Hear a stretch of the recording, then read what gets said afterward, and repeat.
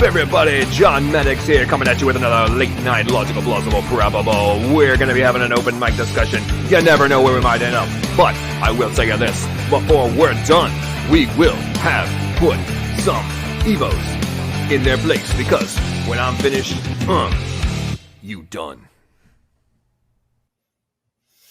What's going on, everybody? How are y'all doing? Thank you for joining us so much. Sorry for keeping people waiting for about 30 minutes, because I was hoping to have a new custom intro done specifically for this stream, and unfortunately, the second part of it is still rendering, and I'm getting very annoyed because I figured 45 minutes would be more than enough to render this little second component to the intro, and it's still at 68%, so that's not going to happen.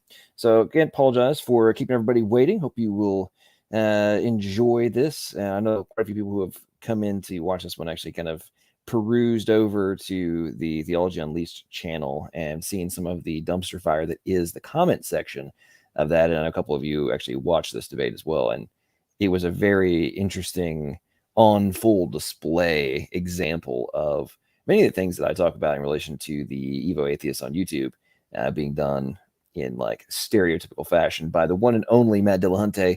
And given the fact that many people are just copying him, it kind of makes sense that he was fulfilling the stereotypes.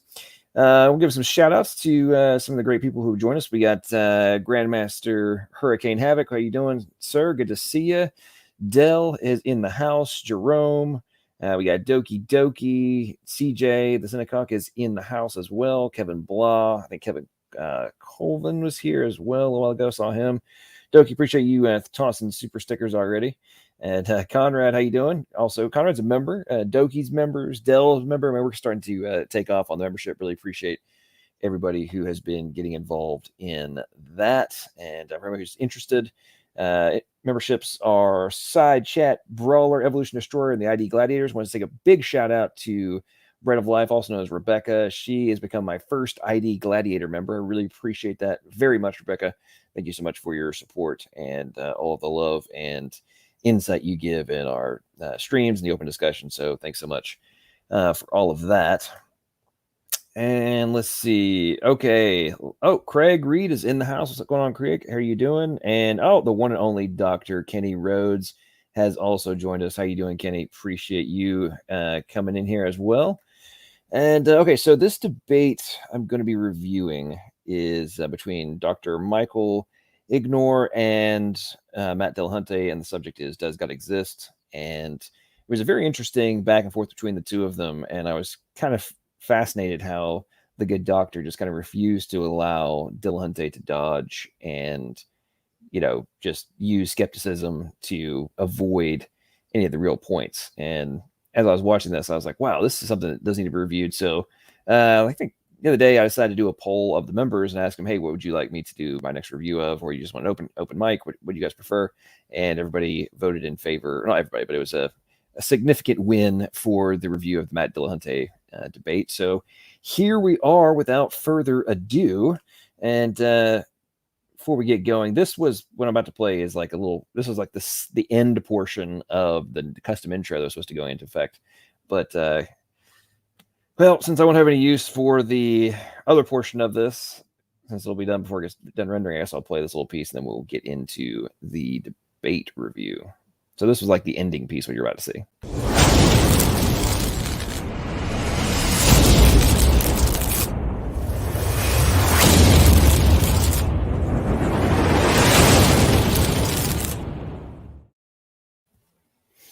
So unfortunately, that's all you guys are going to get of it. The other portion of it's kind of cool. It's like a intro, like fighter matchup. It's kind of cool. But anyway, let's get into this debate. Like I said, it was over on Theology Unleashed. And if you want to see the complete debate from start to finish, the link is in the description for anybody who wants to go over there. Or for any of the atheists that watch this who claim I'm going to be like, you're leaving things out and, you're not actually giving a fair representation of Dillahunty. Well, again, the link will be is in the description. You can go watch the whole thing for yourself if you don't think that I'm giving him a fair shake, even though we're just going to start from the beginning and kind of go up until they get to probably into the questions, because that went on for quite some time. All right, let me get this speeded up to 1.5, and then we will get going. The Navy and served for 8.5 years, and did not find my way out, but didn't really care that much about my religious belief, and got out and began working in the tech industry. And around 2000, 2001, I lost my job and everything fell apart. And I sincerely thought it was God punishing me. And I figured, okay, God had called you to be a preacher, and you said no. And so now he's taking it out on you. And so I spent a lot of time in serious prayer and study and talking with family members who were ministers and missionaries and others as well.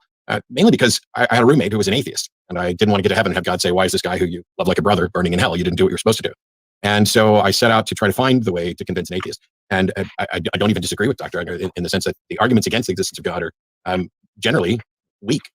But that's because if you haven't established that you've remotely met your burden of proof in claiming there is a God, you don't have to do much other than to say, I don't think you made your case. I didn't have a Damascus Road experience, but also, unlike what some people would say, I never got mad at God. I never got angry at God. There wasn't how dare you take this away from me or anything else. It was, and maybe I'm weird, purely an intellectual exercise. There was emotion involved as well at different times, but I just came to realize that I didn't have a good reason for my belief. And as I began looking into it more and more, I couldn't find anybody who did. I understood why people believed, and I understood why they looked at reasons that were good and thought they were good, but I kept finding fault with them. And eventually it led to me hosting the Atheist Experience TV show and doing lectures and debates, and here we are today. Awesome. Thanks for that, Matt. So just to remind the audience, the topic is... Now, something you guys are going to notice throughout this debate is he just dismisses all pieces of evidence, everything that's put forth, all arguments, and just acts like, just like he said in his opening statement, and he said in every one of his debates, well, I've just never seen anything that's, of substance or any validity in the arguments. There's just no real evidence in favor of. But then on occasion after occasion after occasion, he dismisses anything that's put forth and just says, oh, that's not evidence. And I think you will see that on full display in this debate. Does God exist, with Michael taking the affirmative. So he's going to have the first 15 minutes to discuss why he thinks God does exist. So whenever you're ready, Michael, if you want to go, and then the timer will start then. Sure. There are, broadly speaking, two different kinds of theology. There's natural theology and there's revealed theology. Revealed theology is the use of scripture and personal experiences or relationships to God. And that's a separate question and a separate topic. Natural theology is the use of evidence from nature that points to God's existence. And I think that's the topic that I want to stress today. As I said, I think there are 10 pretty good proofs of God's existence. Pretty good, meaning I think they're refutable. The first 5 are Aquinas' 5 ways. His first way is the observation that change exists in nature, and that it is the nature of change that there are possibilities that become actualized, that things can possibly happen, and then sometimes they do actually happen. There tend to be chains of causes of actualizations of possibilities. And some of these causal chains are called instrumental chains. And that's a chain where each cause needs to continue to exist to cause the next cause. A good example, one that Aristotle used actually, was a man pushing a rock with a stick. The stick is a cause of sorts, but there needs to be a hand pushing the stick. The stick doesn't have the ability to cause things by itself. And possibilities in causal chains don't have any ability to actually cause things. There has to be something actual. And you can't go to infinite regress of possibilities. When you have a chain of possibilities, there has to be something actual and real that causes the whole thing to start happening. And that is what all men call God. And that's the basic presentation of Aquinas' first way. It's a very detailed argument. It's a very powerful argument. It basically is the argument that for something to happen in nature, there's got to be something at the beginning of it that is outside of nature, that has the ability to transcend nature and to get things moving. The second way has to do with causation as opposed to change itself, something beginning to exist. The third way is the argument that in order for anything to exist contingently, contingently meaning to exist in a way that it might not exist, but does exist. For example, I might not exist, I might die, or I might never have been born. For anything to exist contingently, there must be one thing that necessarily exists. Everything can't be contingent. Everything can't be depending on everything else, because then you get this circular reasoning. So there must be a necessary existence for anything contingent to exist. The fourth way is the concept that we recognize degrees of perfection in reality. And these degrees of perfection point to an ultimate perfection, because you can't really talk about degrees of perfection unless there's an extreme to which those degrees point, and that degree of perfection is God. The fifth way is the teleological proof, and is the argument that inanimate things in nature follow patterns in behavior. Rocks, when you drop them, fall down, they don't fall up. Electrons go around protons. They don't just shoot off into space for no reason. Nature is full of natural laws that have consistency, but the things that obey these laws don't have minds. They're not capable of knowing what they're supposed to do. A rock doesn't know it's supposed to go down and let it go instead of going up. And the fact that inanimate things don't know what to do, but they do it anyway, implies that there is a mind guiding things. This is sort of kind of an intelligent design argument, that nature shows this elegant example of design and purpose. The sixth proof is sometimes called the Thomistic proof, and it differs from the first five. And the sixth proof is the notion that the essence of something is what something is, and the fact that something exists are two separate things. I can describe something without it actually existing, or I can point to the fact that it actually exists. And there needs to be something outside of this system that connects possibilities with actualities of existence. There needs to be something that is essentially existence itself, and that is what all men call God. The seventh way is sometimes called the Neoplatonic proof. And the Neoplatonic proof is the proof that there needs to be a singular, infinitely powerful cause of the organization of objects in the world. That is, objects bear relations to one another. They bear geometrical relations, they bear causal relations. And to put this whole orchestra together, this whole relational thing together, requires an infinitely powerful, metaphysically simple entity, which is God. The eighth way is the Augustinian proof, and that is the proof that concepts such as mathematical concepts, such as numbers, such as propositions, such as universals like justice and mercy, clearly have some kind of real existence that's independent of human minds. Otherwise, we couldn't communicate them to one another. And the realm in which these exist, Plato called the world of forms. And St. Augustine made the argument, I think a very good argument, that a much more reasonable way to understand this is that universals exist in the mind of God. So they do have a real existence, and their existence is in the divine intellect. So, real quick comment here. When I remember first time I watched this, and then again listening to this now, I'm struck by the coherence, the logic, and just the rational positioning being put forth by the good doctor in relation to, here is why I believe it's rational to come to this conclusion, and then here's the logical arguments for it, or in the different positions that I think support my end conclusion. And I think, if I remember correctly, and as we'll probably see, I'm just going to predict, because I don't remember exactly what Dillahunty said in his response, but I'm just going to go out on a limb and guess that it's going to be a dismissal, act like they don't have actual substance. Oh, they've been overrun. All these concepts have been overturned, and it's completely, debunked.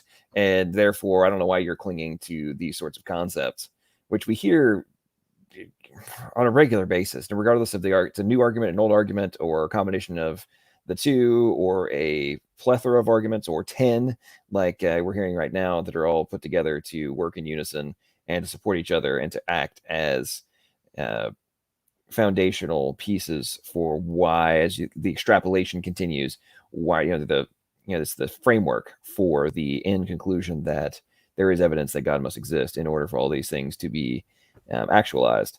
And yet, like most, we're going to hear, I'm just going to guess, we're going to hear ongoing dismissals of all of this.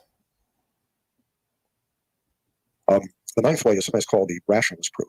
The rationalist proof, which was championed by Leibniz several hundred years ago, is the notion that everything that exists necessarily has some explanation for why it exists the way it does. That is, that things don't exist for no reason. That doesn't mean that we can know the reasons. That the reasons may be obscure, we can't figure them out. But that it doesn't make any sense to say that something exists and there is no reason for it. That implies that there is something outside of existence that gives those reasons, or outside of nature that gives those reasons. That there is an ultimate explanation that is outside of nature and is in itself not in need of explanation, and that is God. The 10th way, which I think is a very powerful way that we often overlook, is the existence of moral law. We all acknowledge in our daily life, implicitly, and we should do it explicitly, that there is an objective morality out there that's separate from our minds. That is, we all acknowledge, for example, that it's not okay to kill innocent people. That's just not a right thing to do. And that's not just an opinion. It's not as if, well, I don't think it's okay to kill innocent people, but hey, if the guy next to me thinks it's okay, well, who knows? We all acknowledge that certain things are right and wrong, and they're right and wrong in objective ways that are beyond human opinion. And of course, if there is a moral law that that manifests objective right and wrong, then that moral law has to exist in a mind outside of men, which means God's mind. So I think the moral law is something that comes from the divine intellect, from God's mind, and is very strong evidence for his existence, because to deny his existence is to deny the existence of any objective moral law. So that's basically a sum of my arguments for God's existence. I think. So I don't know what people think about that, but I love to see people's comments inside chat. What were y'all's initial impressions of Dr. Egnor's opening statement? If there were any of the arguments that really stuck out to you, or something that you thought was the nail in the coffin, or if they were, very conducive in terms of an overarching position, not necessarily, oh, this one by itself is all that you need, or if it's more of a mosaic and each one is a different tile in that bigger picture. Before we keep going and listen to Dillahunty, what's up to Utopia Buster? Richard Neal is in the house. We've got let's see, Tony. How you doing, Tony? Good to see you. Cafe is here, and see if anybody else new has jumped in. Doki's been slinging stickers again. Appreciate that, Doki. And somebody, it was Germania was asking if this was the debate that Dillahunty said there's no such thing as essence. And I responded back to you, Gur. I don't know if you saw it, but no, actually, Dr. Kenny Rhodes is in the side chat right now. It was actually in his debate with Dillahunty where the whole essence argument went off, and it was like some of the dumbest stuff I've ever heard. But okay. Oh man, Parody Bear's in the house, and more debate has just joined. What's up, guys? How y'all doing? And all right, let's get back to the debate review, and we'll hear from Dillahunty. I think there's about 6 minutes left if there's anything else that you want to use that time for, or I guess if you're happy. I'd be happy to just ask Matt some questions. We can come back to these as a part of the general discussion. But there are lots of questions I think that one can ask of atheists. And it's questions like this that actually led me to a belief in God, because I found as an atheist I couldn't answer them, but I thought that they needed answers. The first question is, did everything come from nothing for no reason? That is, why is there anything? Why is this whole shebang here? And where did it come from? Is it really the case that there's no reason for anything and it came from nothing? What caused the Big Bang? Where did the Big Bang come from? What caused the laws of nature? If you look at quantum mechanics, the incredible mathematical structure of quantum mechanics, of general relativity, of physics in general, where did all those laws come from? And those laws existed before there were even human beings on Earth. What mind created them? Where do they come from? How do laws just happen? Why is there evil? And that is often used as an argument against theism. That, well, hey, there's bad things in the world, so God must not exist because he wouldn't allow bad things if he really existed. But in fact, I think the problem of evil is a problem for atheism. It's not a problem for theism, or at least it's not a fundamental problem for theism. The reason is that if there is no God, there is no moral law, and there is no objective right or wrong, so there is no such thing as evil. There's just stuff that happens. Now, we might not like the stuff that happens, but that's just an opinion. That doesn't mean that what happens is evil. So to acknowledge that there are standards of good and evil is to acknowledge a divine intellect that gives us those standards. So I think atheism has the real problem with why is there evil, as opposed to why aren't there just things that we don't like. Let's see, other questions. Is there any kind of ultimate accountability? That is there any way that we will be held accountable in our lives for what we do? Or if atheism is true, then Adolf Hitler is no more accountable ultimately for his actions than Mother Teresa. Then it doesn't really matter because we're all dead and God doesn't exist and no one ultimately is judged. Question, where does biological information come from? Where does the genetic code come from? The genetic code has been around on Earth for probably at least 5 billion years. Where does a code like that come from? Let's see. I think that's... one last question is, do atheists have faith? That is that Christians and other religious people are often accused of having irrational faith. But do atheists have faith? And if they don't have faith, I'd like to hear that explained. Awesome. So there's still about 3 minutes on the clock, but I mean, if that's it, that's okay. So yeah, sure. Okay, so that's the opening statement then for why does God exist. So then Matt's going to go with his opening statement, where he's got 15 minutes to present the case of why he doesn't think that God exists. Do you want to go, Matt? When you're ready, I'll start the time. Yeah, you can start it now. Thank you. I hope that I'll be as efficient. Never in the entire history of doing debates has someone come in and in 15 minutes presented 10 different arguments and 6 questions, all in a 13-minute opening statement. I wonder, we'll get there. By the way, I look forward to answering all of those questions to the best that I can, which will surprise some people. So, is there a God? normally, I point out in these debates that I'm not here to defend a no, because the burden of proof is on those who say there is a yes. It's not up to atheists to prove that a God doesn't exist. There are plenty of those debates out there. So today, I'm just going to say, no, there's not a God. In the same way that there aren't leprechauns or fairies. It's true that I cannot talk about the ontology of God, which is essentially, given the wording of this debate, does God exist? We're asking a question about, is God's nature consistent with existence? Does God exist? It's not about, do I believe? It's not about, do I have good reason to believe? But I can't actually address the ontology of God because there's not a God in front of me to assess. There's not even been a God defined for me to begin to assess. And so the question is kind of ill-formed, and we're going to be fine with that because Dr. Egnor already presented arguments from his view of natural theology that he feels are compelling evidence for a God, for believing that a God exists, and for concluding that a God does in fact exist. But we can't conclusively disprove an unfalsifiable proposition. And that is what most God definitions, at least as far as I can tell, are. There's no way to disprove it, which is unfortunate for its advocates because it also makes it a wholly untenable position. To say that you are convinced that an unfalsifiable proposition is true is no more tenable than saying you're convinced that an unfalsifiable position is not true, because then you would claim to be falsifying that which can't be. There's a number of different fallacies. Somebody came into my Twitch channel the other day and asked me to give kind of a quick rundown of the difference between the argument from ignorance, the argument from personal incredulity, and God of the gaps. And it's curious that those three were selected, and they're ones that a number of people struggle over with. I'm just going to hit the argument from personal incredulity to begin with here. And that is when you assert that something isn't or cannot be true because you either cannot understand it or don't accept it. You find it implausible without any other sort of evidential basis. I'm not convinced that a God exists. But if I were to say, there is no God because I'm not convinced, that would be a fallacy. It would be a logical fallacy for me to show up and say, the reason I can say that there is no God is because I don't believe in one. But instead, my position is one that is, it's unacceptable to believe something based on the available evidence. Sorry, there was a background noise that threw me off. It's unacceptable to believe something based on available evidence. The same reason I don't believe in fairies or leprechauns. If the available evidence does not support it, I cannot accept it. And belief isn't even a subject to choice. You are either convinced or you're not. I don't fault people for being convinced, but I will happily point out fallacies.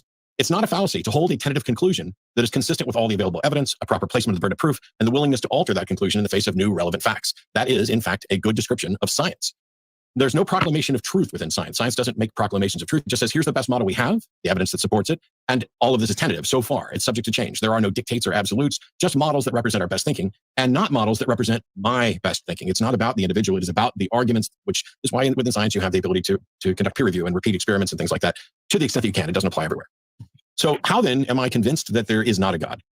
One of many, many different versions of the argument from divine hiddenness. I've used my own version for a number of different years. I think this comes up over and over again. As soon as people start giving a definition of the God they believe in and talking about the characteristics and qualities of that God, when they start describing the ontology of that God, that's when we can begin to look at the world and see if the world is compatible or consistent with that. So if we define God, what are its qualities? What are its attributes? Well, since I'm dealing with someone who's a Catholic, I think we can begin with at least the qualities generally associated with the God of classical theism, that we're talking about some sort of being that is an agent, that is timeless, materialless, or spaceless, all-knowing, all-powerful, all-benevolent, or whatever excessive degree of knowing, power, and benevolence there is within there. The problem is that I don't know how we could demonstrate any of those. If someone came up to you and said, I know everything, the only thing you would ever be able to demonstrate is that they know more than you. They're able to teach you things. They're able to show you things that you didn't know beforehand. And so they are more knowledgeable than you. But how could you ever show that they know everything, or that they know everything that is knowable, which is an even more complicated problem? Because if I say, I know everything, well, that means I know how many atoms are in that pencil over there. But if I say I know everything is knowable, I still know that, but there might be things that I don't know. But how do we determine which things are knowable and which things? You know, I find it very interesting how so often the atheists want to be like, well, unless we have defined every aspect of God, then there's no way you could ever prove to me that this God actually exists. But if we're actually attempting to find a rational end conclusion as to the eternal, primary, all-powerful, or at a minimum entity that is powerful enough in order to create the universe, to think that a finite speck of dust that is the equivalent of an atom in the macro view of the universe and of the cosmos is somehow going to be able to truly comprehend what it is in every single facet and every potential definition of what God is versus the entity that's necessary for my existence. And is it rational to conclude that this entity must exist in order for me to exist? And what are the arguments for or against this? And are they more substantive than the ones that dismiss them? I mean, like, I'm just going to dismiss the very comprehensive points that are made in creating cumulative case arguments and positions because you haven't fully defined every single prism that could be that God could be viewed through. I mean, come on, man. This is we're already going down that road, Dillahunty. Let's continue. Things aren't. We are limited, fallible beings that are just beginning to stand on the shoulders of the people who thought about these questions before us, who did the investigation and led to these discoveries.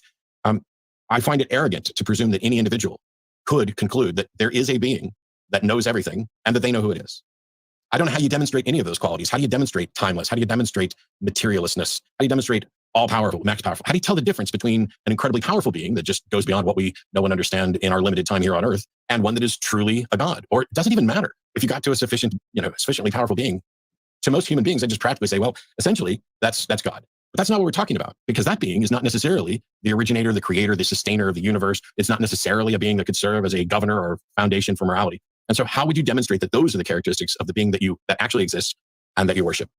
Now, as David Hume pointed out, Revelation is necessarily first person. And I was happy to see that we didn't deal with arguments from Revelation today and went down more the line of natural theism or natural theology. Because if God reveals himself to you, that does me no good. To me, that's just hearsay. You're just telling me a story. But if there is a world, and if God does reveal himself to people, and he doesn't reveal himself to everyone, then we're talking about a world in which God is clearly playing favorites.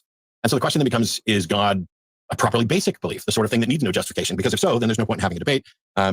This is just something that's obvious, and you should lock up all of us atheists for being clearly delusional to a point that might even be dangerous. If it's something that's obvious based on evidence, like callers to the show have done, where they call in and say, hey, look at the trees. Well, that would perhaps be even more strong delusion, because I like trees. I look at trees all the time. When I look at trees, I don't see God, although I realize there are people who do. Now, this isn't something that's going to apply to every possible God, but many, if not most of the most popular gods, certainly the Abrahamic gods specifically. And so for the person that's sitting out there saying, oh, you can't say absolutely. Well, I can't say anything absolutely, I'm convinced, but you can't say that there is no God.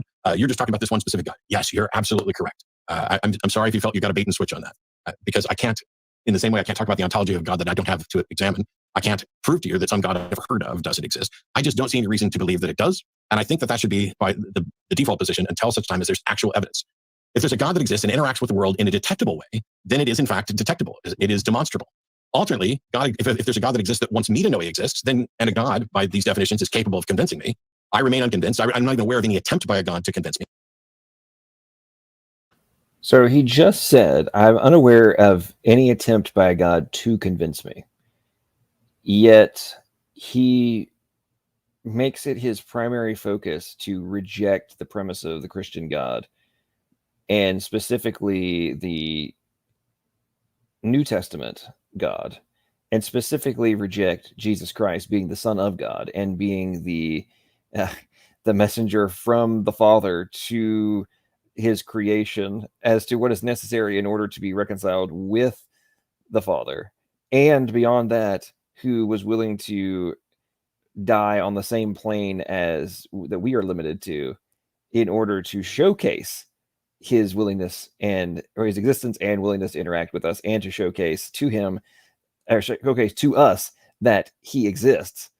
And then Dillahunty says, I am aware of no example of this, no attempt by this God to convince me, when that is like a fundamental component of why we are without excuse, is that God literally sent his son to the earth.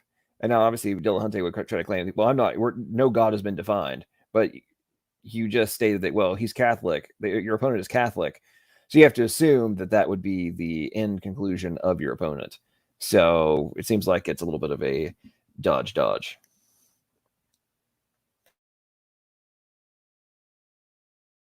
Which means either God doesn't yet want to convince me, or he doesn't exist. Either way, not my problem. God could, under these definitions, demonstrate his existence, and some claim that he does, yet every single example I've ever heard of him purportedly doing this is either unverifiable or insufficient. Either God is inept or capricious at demonstrating that he exists or that he doesn't exist. It's confusing to me as to whether or not it's obvious that there's a God and I'm just missing out, as it seems to be the case when we hear a laundry list of short form arguments as if they, they've stood the test of time, when philosophers have argued over these and debated them and come up with new ones over and over again, because they're not backed by anything. They're backed by our ignorance. They're backed by our own confusion and many of the assumptions that we made when we were putting things in categories. Just last week, there was a woman in Utah who said that she prayed to God about whether or not she should vaccinate her family. And she went and read experts on Facebook. And God said no. That was her wording. She prayed to God and God said no. Her husband has been in the ICU for over a month. And she now considers the experts that she turned to be frauds. Curiously, though, she doesn't feel the same way about God. She didn't say, I thought God told me. She said, God said no, which means that if that were true, God was wrong. Now, I don't believe there's a God who actually told her, no, don't get vaccinated. But she believed it. And what we have throughout history is countless people, surefire, absolutely convinced that they have experienced the divine, that they have received answers from the divine. My mom has gotten many messages from God, and I'm not aware that any of them have been both impressive and true about what's actually going to happen. And believers often set up a win-win scenario for their God. He can't get anything wrong. There's never any demonstration of truth, just belief. If you want to demonstrate some fact of biological evolution, you make an argument, you support it with evidence. If you want to demonstrate that you care about another person, you do the things that show that this is the case. It can be faked. No one's claiming 100% error-free rate here, but we're really good at recognizing things. We can recognize postpartum depression in mothers and various other psychological or perhaps neurological disorders or conditions. I have no expertise there, where someone is behaving in an atypical way. We understand things just enough for us to function at the level we're functioning now. There are many other things that we can demonstrate, including things like altruism, which is just a label for a particular type of behavior that is often described as prioritizing the needs of others over one's own needs. And that can also be faked. How would you show the difference between true altruism and fake altruism? How do you show the difference between true love and fake love? Because I don't have a way to peer into somebody's mind. When it comes to God, we barely get a definition. I didn't really hear a definition tonight. Just that this is what all men call God. Well, I'm standing here obviously, or sitting here obviously as someone who doesn't call those things God. But we don't see physical evidence or strong arguments. What we get are assertions and fallacies. Does God exist? Not as far as I can tell, not as far as science can tell, which is a troubling problem for many. In order to even begin to claim some God exists, you have to depart from sound epistemology, rational argument, and founded on evidence and the facts of reality, and start claiming things that aren't demonstrable, special ways of knowing, or things that we don't yet fully understand, like, oh, could you have an infinite regress? Or does that just seem to us to be something that isn't possible or plausible in argument? I'm still waiting for someone to answer the question, does God exist? With, yes, God exists, here he is. That'd be ideal. Next best would be, yes, God exists, here's the evidence, it's been reviewed by the best minds of the planet, doesn't seem to contain errors, and represents the best scientific thinking we currently have. But instead, I get platitudes.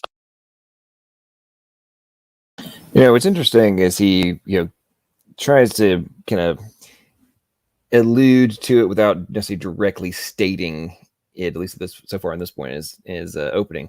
But you can tell what he's ultimately leading to is if I don't have empirical evidence of God, then there is nothing that can convince me.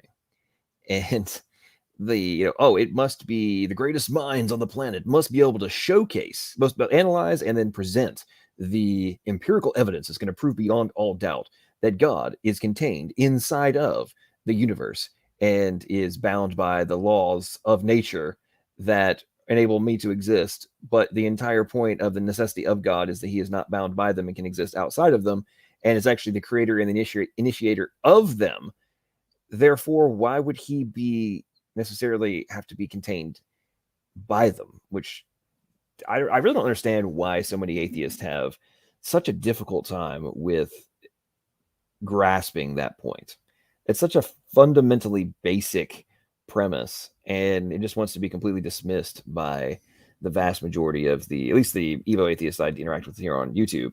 And what's ironic is what's very ironic about this is that you guys may have missed this, but a minute ago he was referring to, evolution we see evidence for, blah, blah, blah, blah. And it's like, well, actually, it's a forensic historical science, and they don't actually have the observed empirical evidence that this is exactly what happened and what was required in order for A to become B, or for A to exist at all. Yet he acts like it is proof beyond all doubt. And I think that perhaps overconfidence or incorrect assertion that he thinks, is fundamental to his position and somehow can be utilized as a way to dismiss the concept of a creator being necessary, is just really just showcases the very glossed over and superficial knowledge base of many, many Evo atheists on YouTube. As even somebody like Dillahunty, who is supposedly, a leader and somebody should be followed and is followed by a lot of the new atheists, and yet he's actually rather ignorant on the subject, or is a straight up charlatan in the context of the way he's presenting his arguments. Unsupported claims of miracles and oddities, and philosophical arguments that don't seem to be backed by much. So does God exist? No, that's my current tentative position. It's subject to revision the instant there exists a valid and sound argument supported by evidence for the proposition. My model, our world, continues to grow and learn more. Once upon a time, barrenness in women was considered divine punishment. There are now treatments. The same is true for many other diseases and conditions. My friend Frank Zindler wrote a poem based on Jesus Loves the Little Children called Jesus Loves the Little Zygotes. I'll not read all of it here, but it points out a lot of the maladies that gods have purportedly afflicted children with heart defects, measles, mumps, ringworm, necks, etc. But through the diligence of scientific inquiry and medicine, the final verse says Jesus gives the children acne, AIDS and leprosy galore, germs and worms of every kind, things to make the children blind, but it cannot give them smallpox anymore. Now, scientists and unbelievers have wiped smallpox from the planet, essentially. If there is a God, I'd like to know. I'd love to know. I may not worship or revere that God, but there's no reason for God to remain hiding from me. There's no reason for God not to make it obvious. I have lots of questions about how it is that we can have a group of people who are convinced that the existence of God is almost a basic, obvious fact, and another group of people saying, I don't see that. And we never seem to get any better evidence. The fallacious arguments from personal incredulity alongside the God of the gaps. If there is a God, why not show up and correct all of my mistakes here tonight, all of Dr. Egnor's mistakes, and thousands of others throughout the years of rational skeptical objections to this? Just to interrupt there, Matt, I'm not sure if you've done, but that's your time. Just hit. Cool. Awesome. So thanks for that. And so we've heard both the cases then for and against the proposition that's at debate tonight. So we're going to go into some open discussion between the two of our guests. I wonder if the way that you guys want to start this is by going through those questions that Michael had for you, Matt, at the start, or if you think that something else would be a more productive way to start it. It's up to you guys, really. Well, if it's okay, Matt mentioned a number of points in his summary, and I think that would be a bad. Okay, so before we get into their discussion, I will use this as an opportunity to still play that stupid video that finally got done rendering, and I didn't get a chance to see if it actually came out correctly, so we will find out. But so it doesn't go to waste, and that extra time that I wasted hoping it was going to get done in time. Here we go, ladies and gentlemen. Let's have the mano-y-mano matchup intro before we go into the open discussion between the two of these good gentlemen.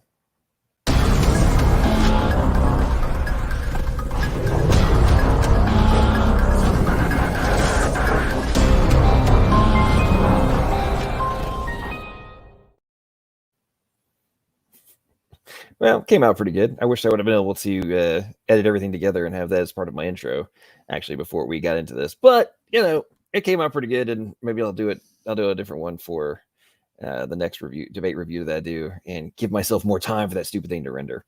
But anyway, okay, let's get on to the open discussion, and I hope you guys are enjoying this so far. I thought it was a fantastic back and forth so far between these two gentlemen and their opening statements. So hopefully we'll get going. And it looks like Impressive has just joined us. We got A is in the house. Kilvy's here.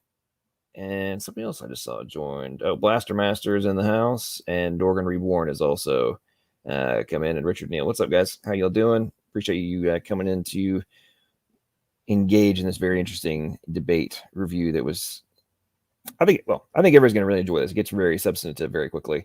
And I think the conflict back and forth between the two made this very enjoyable, at least for me. Bad place to start is to start talking about some of the things that Matt mentioned. I'll just let you decide wherever you want to start. I'm sure we'll wander around all over the place. Okay. Well, first of all, you mentioned that you don't defend the existence of leprechauns and fairies. Of course, I don't either. The arguments for God's existence are of entirely different nature. So Christians don't believe that leprechauns and fairies exist either. The burden of proof is on all of us. That is that the reality is that the vast majority of people in human history, including the vast majority of the best minds, the best philosophers, the best scientists, have been theists. So the argument that atheists don't have anything to prove is nonsense. The nature is full of evidence, massive evidence for a mind, for intellect behind it. And for atheists to say, I don't have to prove that's not real, is nonsense. We all have a burden of proof in this, and you can't just kind of run out on it. You have to prove your case. I have to prove mine. And my case is that you haven't proved your case. What is my case? What is Aquinas' first you way? are defending Matt. What is Aquinas' first way? Tell me it. What is Aquinas' first way? Yeah, that's essentially a first mover. It's an argument from change. What is the argument? I don't have it written in front of me. I'm not going to necessarily remember it specifically. You summarized it earlier. Then how is it? No. Then how is it that you claim that that case is not made when you don't even know what the argument is? No. Okay. First of all, I think it's wow. All right.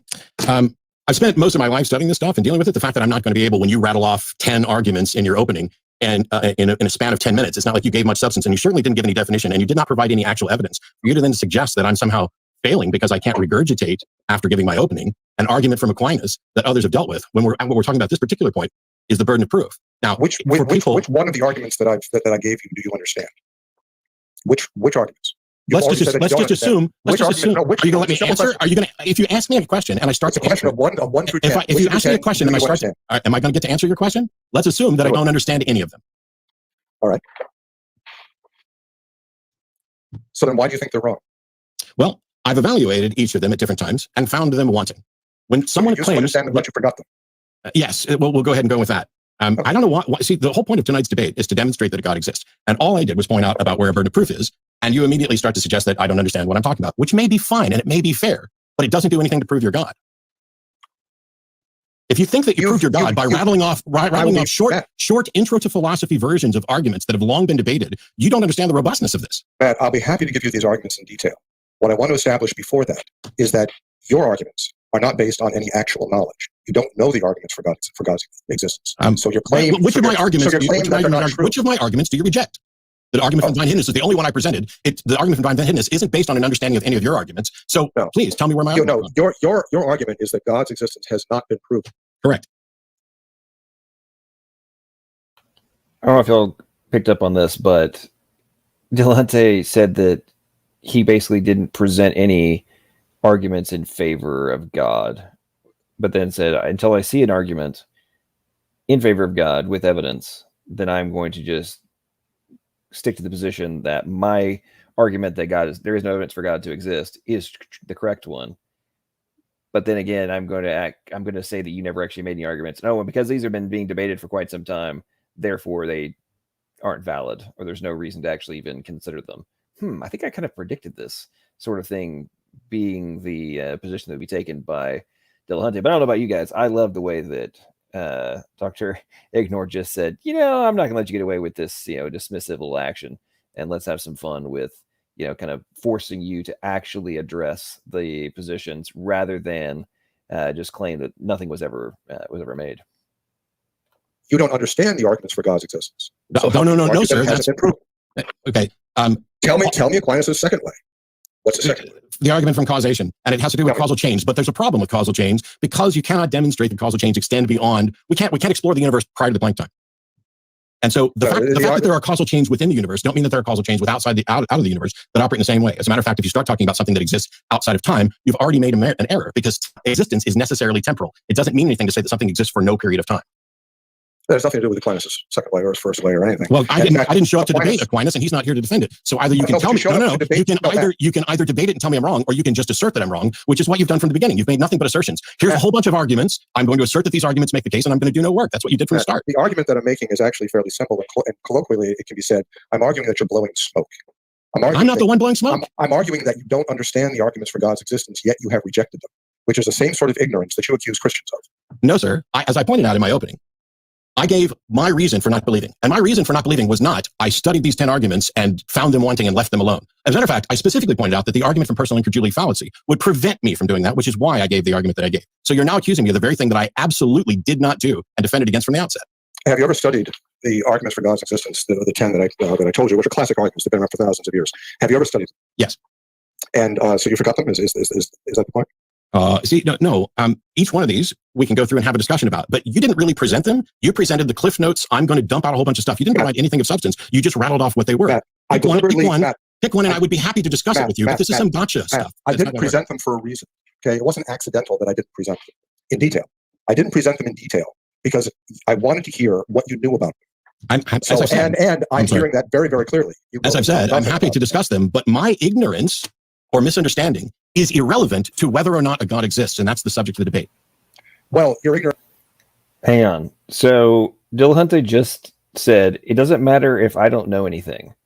That has nothing to do with whether or not God exists. However, you're claiming that the arguments that were put forth and the evidence that was put forth is not substantive enough, but then you claim to understand the arguments that were being put forth, and it was only the Cliff Notes version.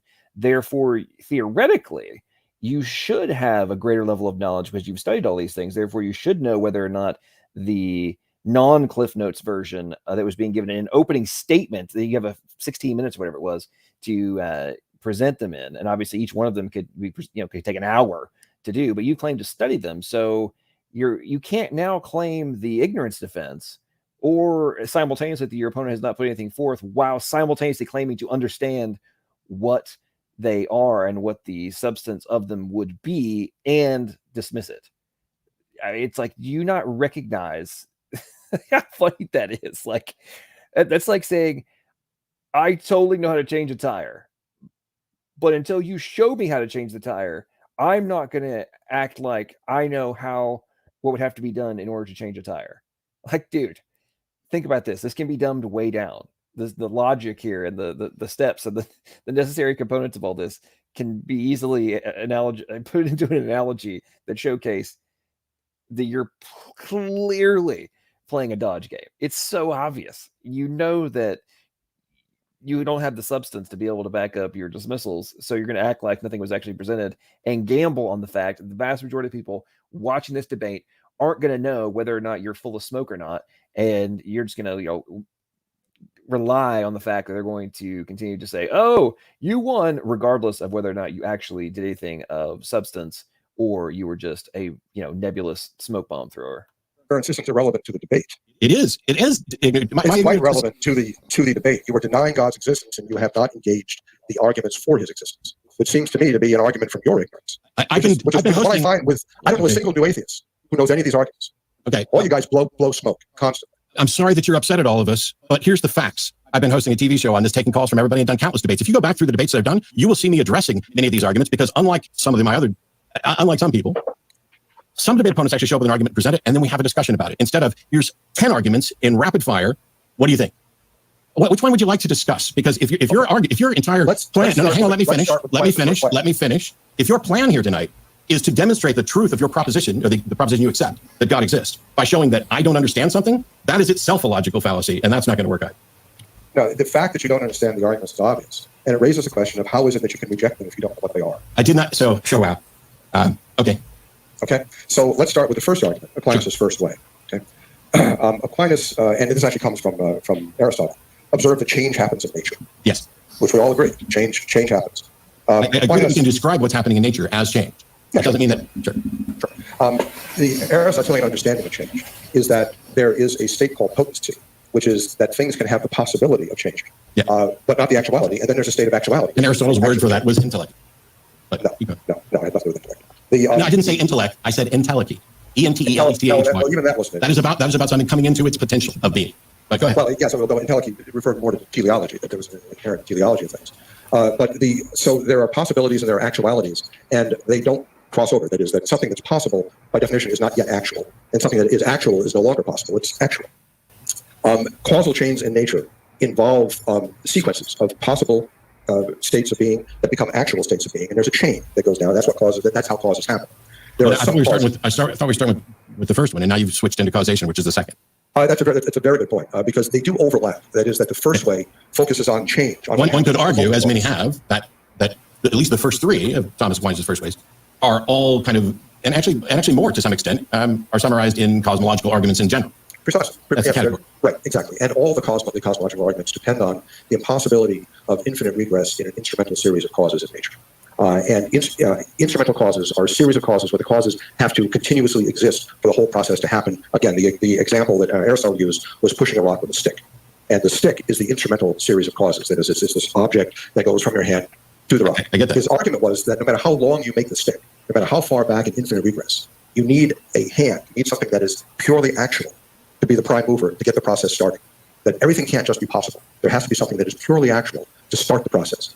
And that is what all men call God. Except that that's not what all men call God. I know that Aristotle says that. I know that's part of that. Clearly, sorry, my bad. Thank you for the correction. This notion that this is what everybody calls God doesn't mean that that is in fact God. And it doesn't mean that this understanding, the summary that we're doing. Well, one of the things I'm reminded of is that Carl Sagan famously, in his notes, when viewing a claim about an infinite regress and this assertion that we can't have an infinite regress, because if we did, we would never be able to stop asking. And then his response was, well, why stop asking? Now, I realize I'm not saying that isn't a counter to Aquinas' argument at all. But but this notion that you must have an infinite causal chain and there must be a first cause is basically an argument from analogy. We are going to look at the universe and how things operate, and here's the causal chain, or here is the action change, or the mover change, and not change. And when we look at that, we summarize it in a way that we understand it. But that doesn't mean that the claims that we make about it are necessarily the case. And so causality is necessarily something that requires time, as does existence. It doesn't mean anything for anything to exist for no time. And it doesn't mean for something to say that there's causality absent time, because this is one thing following another. It's necessarily temporal. And so even under a model like Aquinas', or under other models where they suggest that there is a God that exists outside of space and time, there is no explanation for how and why, or what that even means, or how it can be a meaningful thing. It's like asking what happened before the Big Bang. That may be a nonsensical question if, based on the models that we have, time begins with the Big Bang. And so the best that this can do is say, given this understanding of this model, it seems that there would need to be some sort of first cause, but it doesn't tell us anything about that first cause. And to presume that it must be a thinking agent that is somehow absent time has a number of problems with it, not the least of which is nobody's bothered to demonstrate that that is in fact what is here, rather than like one of the questions that you asked me, or that we were going to get to at some point, which is, what caused the laws of nature? And you said specifically, the mind that created them. I don't understand how someone could come to the conclusion that it must have been created by a mind. Because the laws of nature are descriptive. Yes, they existed. The truth of them existed before there were thinking human beings within the universe. And perhaps they existed before there were any thinking beings, as far as we can tell. But the physical laws are things we describe them, but that's us putting our language on something that is. It always fascinates me how atheists love to use this whole, the laws are just descriptive. No, the language that is being used to describe what they do is what is descriptive. But that's like saying that when you're describing a rock, that is what the rock actually is on a fundamental level versus the way that we describe it in using a language and the arbitrary value that's been assigned to it by an intelligent agent to describe something that has nothing to do with what the essence of what it is. And I just don't understand how people either A, don't grasp this, or B, somehow dismiss this concept. Like, there is obvious parameters and forces and logic rules and possibilities and impossibilities, things that are allowed, things that are not allowed, under the different laws that govern nature that can be quantified and described. That means they have form and essence and substance, right? So what do you even, like, how does that dismiss it? Like, I can write something down, and I don't get why atheists somehow think that this dismisses the necessity of a cause for something that can be described, because everything that we can describe, that we create, it still had to have been created at some point or come into existence at some point. Or if it's something custom that we're creating, must be executed by an intelligent agent, which on this context is obviously operating inside of the laws of nature. But if you're talking about the creation of all of that, obviously you cannot be subject to the forms of nature unless people want to argue that somehow we can create universes external to the one in which we are contained, which I really don't get how people find that so difficult to grasp, nor how many atheists, especially on YouTube, somehow think that this is an easy escape hatch for them to circumvent the ontological arguments and just be like, oh well, we don't know, but I don't believe in God, I believe in nature. And it's like, well, we're literally talking about the things that would be have to precede the laws of nature that we know that we are now bound by. I really don't get why this is so difficult. Let's continue. Chemistry is, biology is, physics is the basis for all of that. And to say that physics had to come from someone or somewhere is an assertion that I haven't seen a demonstration for. Yeah. Well, a couple things. So, nothing you've said has anything to do with Aquinas' first way. Change is not dependent on time. In fact, Aquinas... how can you have change without time? Change, causation has nothing to do with time. How can you have causation without time? One thing follows another. That's causal chain. There must be some time where one thing precedes another. The hylomorphic metaphysics of Aristotle and Thomas Aquinas understand causes and effects as being simultaneous. There is a model for simultaneous causation, which actually hasn't been demonstrated. No. The causes and effects are understood as happening at the same moment, at the same instant. There are other ways of understanding cause. For example, Hume's way of understanding it is dependent upon time, and it's notoriously a very, very inadequate way of understanding cause and effect. That was Hume's problem with understanding cause and effect, is that he brought time into it. But nothing you've said really has anything to do with Aquinas' first way and the impossibility of infinite regress in instrumental series. How do you demonstrate the impossibility of infinite regress? Of infinite regress in a series of instrumental changes. You demonstrate it by the fact that potency, possibility, is not actuality. And if you have an infinite series of possibilities in the past with no actuality to start it, then nothing really exists. No causal chain can actually happen if everything is simply possible. There has to be something at the beginning of it that's actual to get it going. So that's a logical conclusion from the argument. And in fact, it's actually a scientific argument, meaning it's an argument that has the same structure as any theory in science. That is, you take events that happen in the natural world, change, or the redshift to discover the Big Bang, and you follow a logical sequence to arrive at the most reasonable explanation for that phenomenon. The most reasonable explanation. No, that's not science. That's abductive arguments. That science and proofs of God's existence follow the same logical structure. You take things that you observe in reality, you infer the best explanation for those things that you observe. That's what natural theology is. That's also natural philosophy, which is science. It's all the same. I'm getting a good chuckle out of the fact that I really wonder sometimes if Dillahunty actually researches his opponents, because he always claims he doesn't go into them to win. He goes into it just to present the arguments and to address things, and he's not there to, he's not analyzing his opponents beforehand to understand how to address them and all those kind of things. I wonder if that's actually true, because it's very obvious that he doesn't know much about the background of the individual that he's up against in this particular context. Logical structure. That's not the same. So I don't want to get off into a sidetrack between inductive and abductive arguments, because I think science in many cases relies on both of them, but largely is abductive. But if you begin with an observation and you infer the most likely explanation, you don't get to include undemonstrated things in your candidate explanations. If we find a dead body, we start listing off what are the probable explanations for this dead body. We don't get to include magic in that explanation. Right. So could you explain to me what is the singularity that caused the Big Bang? I have no idea. But that's a scientific conclusion. Yes, and I'm not a scientist, and the fact that something is a scientific conclusion, and the fact, do I get to finish my thought? Do I get to finish my thought at all? Well, yeah, but your thought is nonsense. Scientists. Oh, well, thank you for cutting right to the chase for everybody. If we're just scientists don't have an explanation for the singularity, because a singularity is not definable. That's the whole point of it. A singularity is a solution to the equations of general relativity, where where there's division by zero. That means it's undefined. What led to the Big Bang was a singularity. That's widely accepted in science, except nobody knows what a singularity is. A singularity isn't even a natural thing. So cosmology, basic physics, uses inferences to things that are supernatural. The singularity is not in nature, and science uses it routinely. There's nothing wrong with transcending nature to explain events within nature. We do it all the time. That's what science is all about.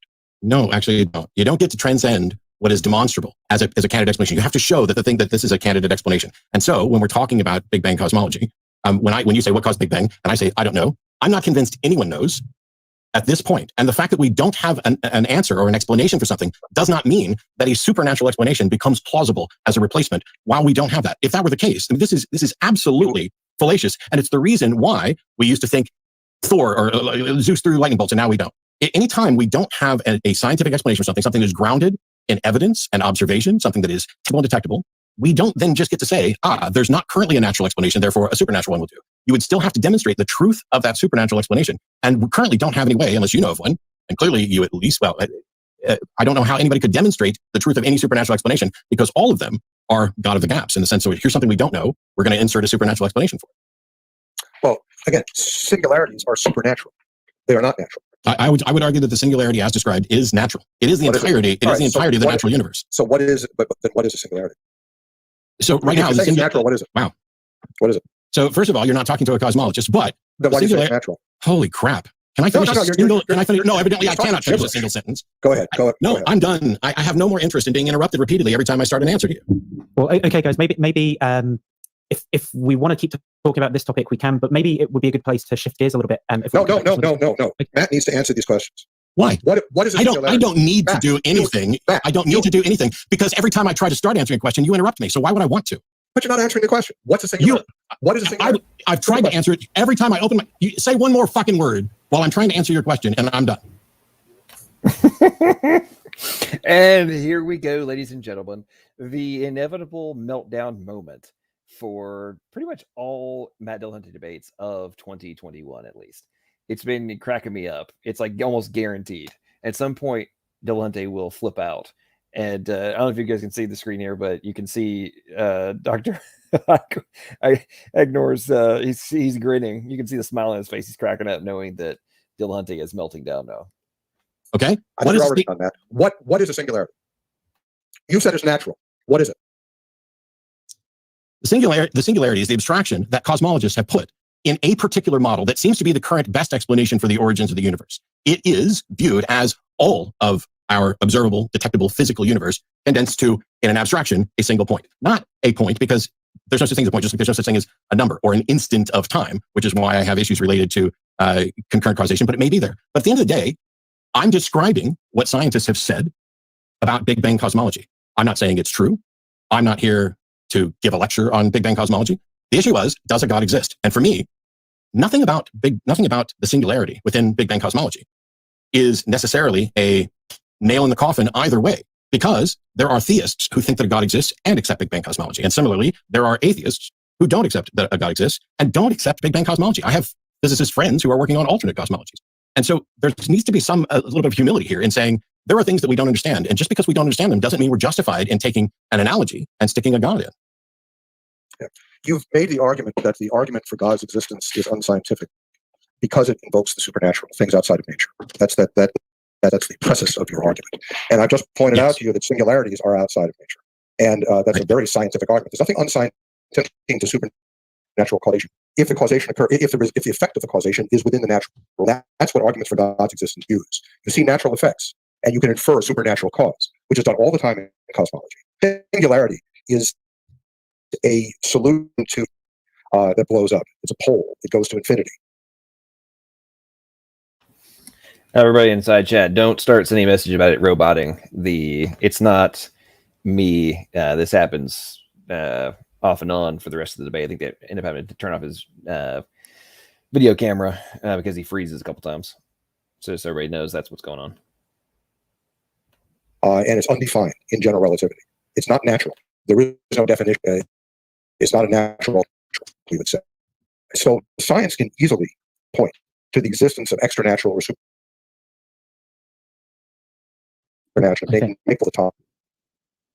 I think your internet's cutting up a little bit there, Michael, when you talk about that sentence there. Okay.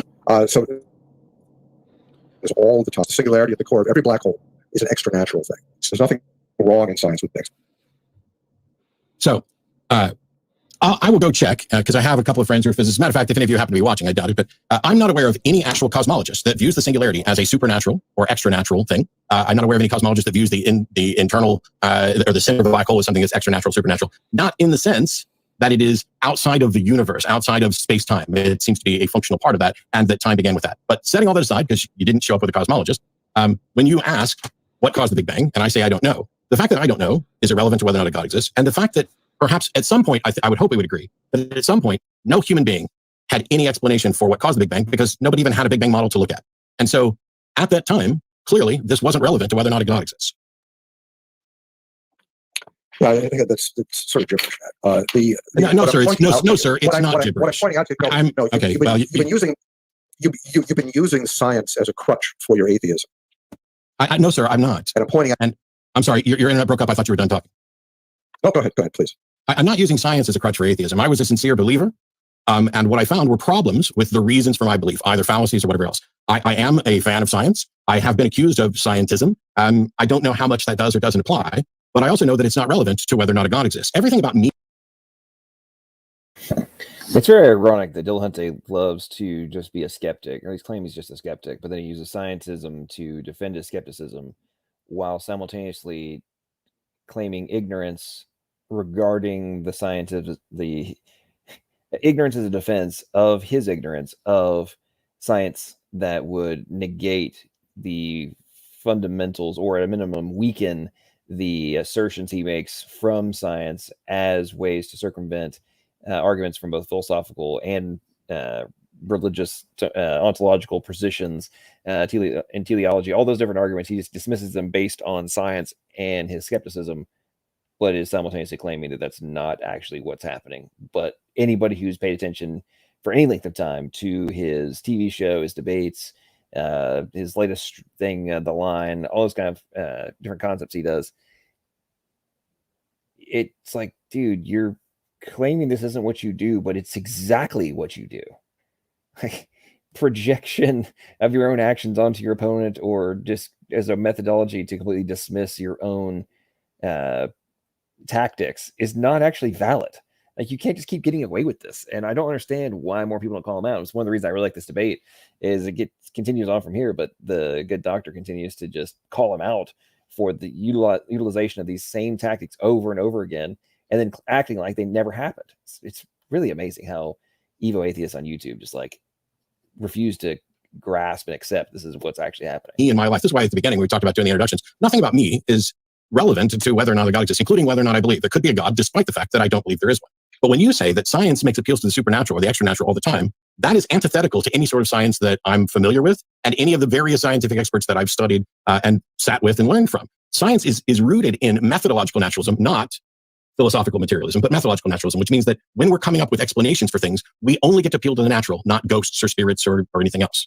That's all I'm saying when I talk about science and the natural. I'm not saying the supernatural doesn't exist. And as soon as somebody could demonstrate the existence of the supernatural, how it is detectable, how it is demonstrable, I think it would be rolled into science, but it's not currently there. What supernatural thing do you think science appeals to all the time and is justified? So it looks like Michael began talking, but is frozen. Yeah, and dropped out of the call now. Oh, there we go. He's back. Okay, I'm back. All right. Maybe it would help if you turn your video off for a second. Might help with if I make it so you guys can't see him, it'll reduce the internet load on him too. So okay. Don't mind if you can't see. Well, I'm sorry. What? So should I turn the video off? No, I'm turning it. It's reducing the load on your computer by me. There are all kinds of things in science that involve abstract concepts that are not properly objects in the natural world. So there's the whole notion that science can't be used to show God's existence is nonsense. So I would agree that mathematics are abstract concepts and that they don't exist as things in reality, and that they're used in science all the time, because we're taught there's a difference between abstract things and physical things. A black hole is not an abstract thing, and if we're talking about making a model and using the singularity as a model for the internals of a black hole, that in no way means that we're appealing to something that is supernatural. There's a distinction between here's something that's abstract, here's something that's conceptual, here's something that we're using as an analogous model, and here's something that is in fact beyond nature. It exists, it is beyond nature and can interact. Not hearing anything, guys. Okay. Oh yeah, you cut out for a sec. Can you hear now? Somebody should have prayed. If there's anyone in your house using the Wi-Fi, you could ask them to switch it off. Maybe disconnected. We can hear you. Maybe I should go out and come back in again. Well, I think having the video turned off on your end. I can see myself. I don't know if you guys can see me. Yeah, we can hear you. Maybe go to. Sure, no problem. Sure. So I don't know who was talking or what was being said. So I'll turn it over to you, since that's going to happen either way. All right. I believe that science very strongly points to God's existence, because all of the arguments, or at least all of the cosmological arguments for God's existence, as well as, for example, the fifth way, involve observations in nature that biological sequence, as you follow the sequence back, points to the existence of a supernatural creator, a prime mover, a first cause, a necessary existence, an intelligent designer. So science is a wonderful way to demonstrate God's existence. The argument that I'm making about singularities, black holes, and the Big Bang is that there's nothing in science that precludes pointing to extranatural causes. Extranatural causes are ubiquitous in science, and science is perfectly okay with that. Okay. So you're saying science isn't constrained by methodological naturalism? Science can make appeals to this, and yeah, science of course it's not constrained by that. Methodological naturalism is just philosophical naturalism. That's kind of it's funny because when you talk about what's philosophical, you just said that science points to God, and then you used Aquinas' 5 points. Well, Thomas Aquinas' 5 points aren't science; they're philosophy. No, are they still using? So Aquinas' 5 points are science, and science can point to absolutely cool. Absolutely, they're science because there are two fundamental ways to reason. One is deductive, and the other is inductive. Deductive. Well, abductive is a kind of inductive. Abductive is a variant of inductive reasoning. Okay. Deductive reasoning cannot prove God's existence, because you can't prove the existence of something by pure logic without some kind of evidence. And deductive reasoning doesn't use evidence in the real world. It's a purely formal logical structure.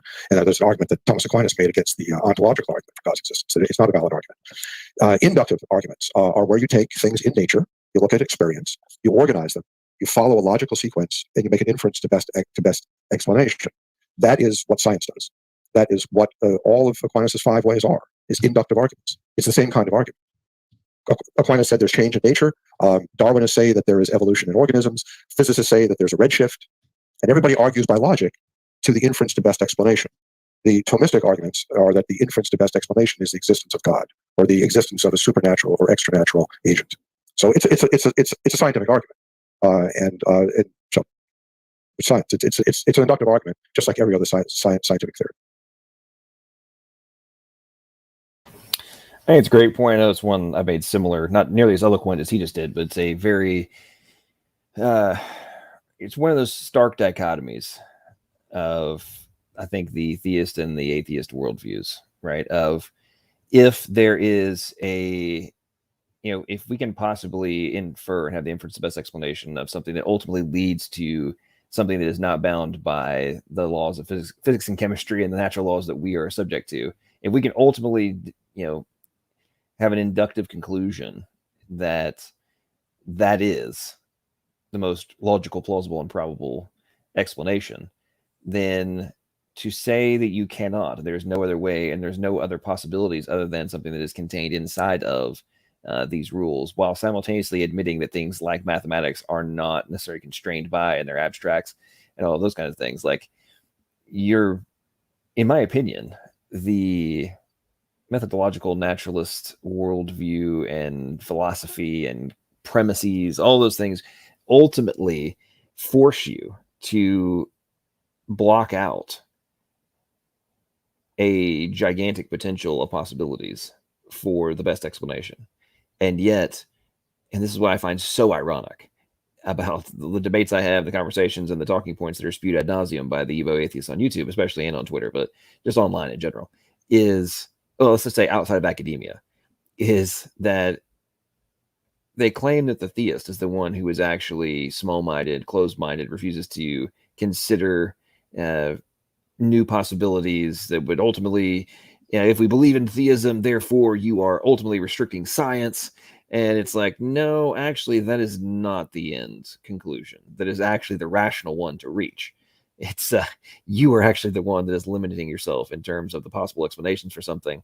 But moreover, if you are claiming that there can be no design in the cosmos, by default, you have limited yourself in relation to the principles of reverse, of engineering, and in this context, reverse engineering, all the things that are being studied from a scientific perspective. You are forcing yourself to only analyze them through the random, chance, undirected process, chaos prism. And therefore, even if you are ultimately, almost from an unintended perspective, able to reach an end conclusion of how something works and be able to figure out, how something operates, in reality, it is more likely it is taking you longer to reach that conclusion because you are removing the premise that it could be engineered and there could be intellectual logic rules that are being applied into its formation that would enable you to more rapidly deduce how something came to be. Let's continue. Well, could we at least agree that not every inductive argument is science? Well, it depends on how you define science. I mean, and we're clearly defining it differently. But I was just trying to get to the one point that if you say that all scientific arguments are inductive, I would probably be on board. But if you said that all inductive arguments are science, I'm definitely not on board. Well, again, if you, and that's just a logical fallacy.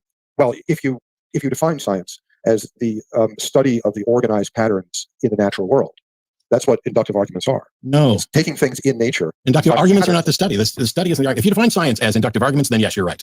Well, science uses inductive arguments. I agree, but is it possible for me to make an inductive argument that isn't science? No, try. Try. I'm not going to bother. Okay, all right. So, I mean, if you think that inductive arguments aren't science, show me an example. That's not what I said. I didn't. Never mind. Okay, well, maybe there's a little bit of an impasse in the conversation at this point. Do you want to try quickly, if there's a bit of time before we go into the question and answer, answering those questions that Michael put to you in the introduction, Matt, if you remember them, or if Michael wants to repeat? I've got them written down. Oh, yeah, sure. So we kind of went through, did everything come from nothing for no reason? Well, most of these I'm going to say I don't know, and I don't know that anybody else knows. I know that a lot of people assert that they know, but no, I don't think everything came from nothing for no reason. I'm currently leaning towards everything has always existed in some form or another, and that what we're seeing is change. What caused the Big Bang? I don't know. What caused the laws of nature? I don't think anything caused them. I think they are just extant properties of the universe that we inhabit. Why is there evil? Now, this is fun because evil is a label that we put on things. And while I would agree with, at least in part, what Dr. Egnor said earlier, that most of us, I won't go down everybody knows that this is wrong. Most of us generally look at the world and say, that's good, that's evil. But that's because we are incredibly lazy and don't have a good understanding of how and why we make these distinctions. But generally speaking, moral evaluations are done by comparing the consequences of an action with respect to a goal. And in some cases, we address the intent of an action. Like if I intentionally stomp on your foot versus accidentally stomp on your foot, those two are evaluated differently. But to say, why is there evil? There's evil because there's human beings. It's evil because there are those of us here who are going to evaluate whether or not a situation is consistent with a model. We don't all have the same model. Hopefully we have really, really close to the same model. And what we've done over the years is adopted this and had conversations and discussions. And we've even, in some cases, tried to legislate, although we don't simply legislate morality. But why is there evil? There's evil because people like to label things, and we've chosen to label some things as good and some things as evil, when what we're talking about is, does this benefit us in some way, or does this harm us in some way? The question about evil, I think, is a profound question, and atheists do a remarkable tap dance around it. It's a sight to behold. The real question is, are there things that are morally wrong objectively, or is everything just a matter of opinion? That's the real question. If there are things that are objectively morally wrong, that obviously points to the existence of a divine intellect, because if it's objectively morally wrong, it means that it's morally wrong independent of human opinions. And God's kind of the only other opinion on tap in this debate. So if there's an objective moral law that's kind of out there that we are subject to, in a sense, that's a strong argument for the existence of a divine intellect. Yeah. And the question is there an objective moral law, or is it all just opinion? So I'm fine with being able to make objective assessments, but I'm not aware of any model where anyone could demonstrate that there is an objective moral law that is universal. I'm not asking whether you think people could demonstrate it. I'm asking, do you believe that it exists? No, I don't believe in things that people can't demonstrate it exist. So you don't believe that raping a baby is objectively morally wrong? You think it's just a matter of opinion? So I'm on record for many years now of rejecting, of advocating for situational morality, situational ethics, and rejecting the notion that because a culture says so, that means that it's so. That there are, if you define, I define morality as the well-being of thinking creatures.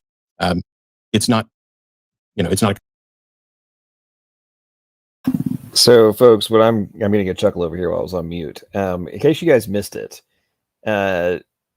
Egnor said, I find it very fascinating how atheists love to tap dance around on this topic. And then fast forward 30 seconds, and what are we observing, ladies and gentlemen? We are observing Mad Dillahunty doing an epic tap dance, trying to avoid the direct yes, no on the question at hand. It's hilarious how this always happens in all of these conversations, and then they get irritated with us when we try to force them to actually answer a question while they accuse us of dodging. It's amazing.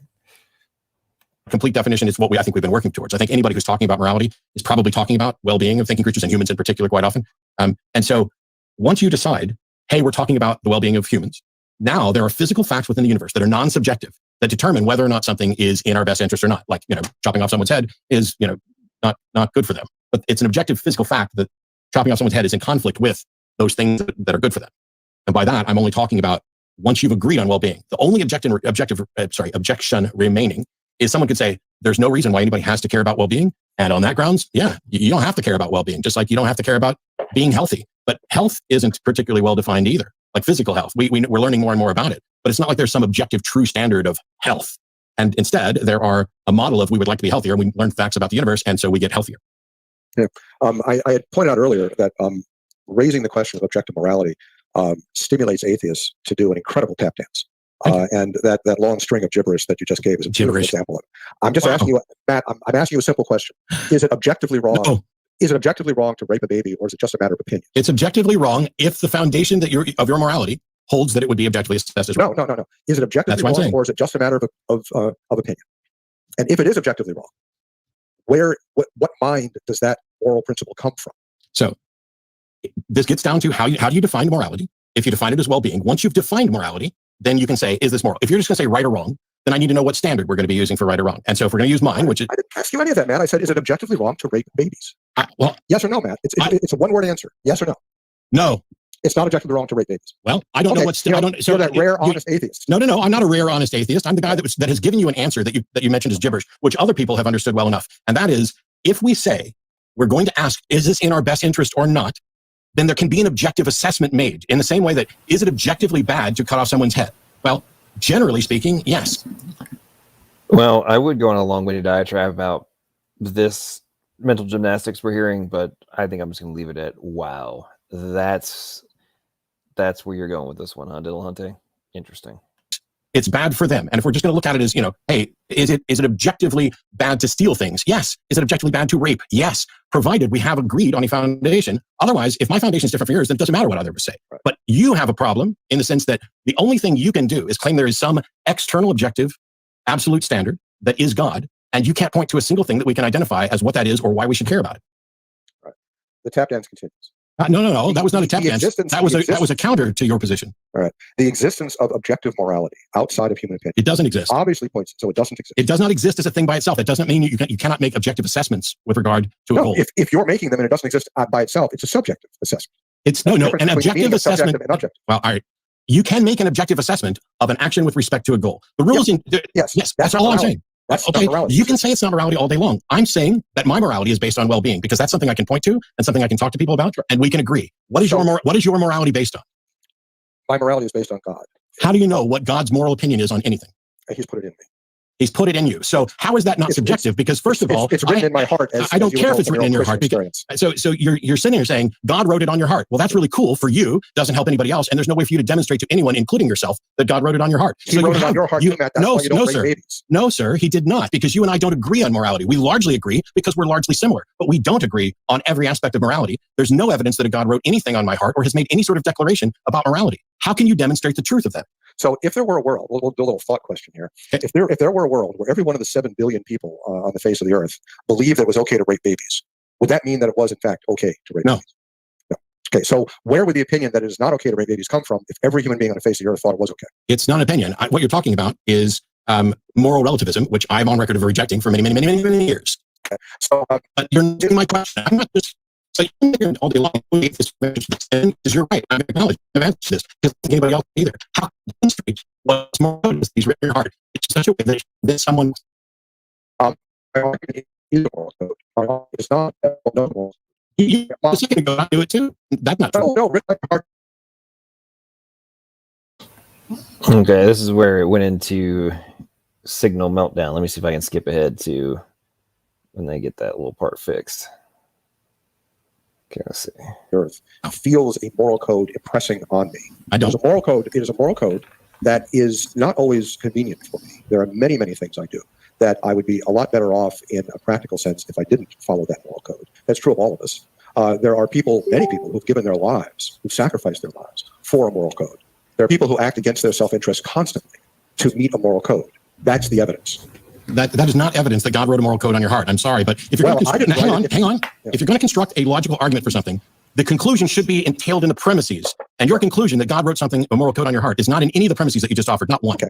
So if I sacrifice my life to save someone else, I jump in front of somebody to take a bullet for them, okay, because I want to protect that person. And I think that's the morally right thing to do.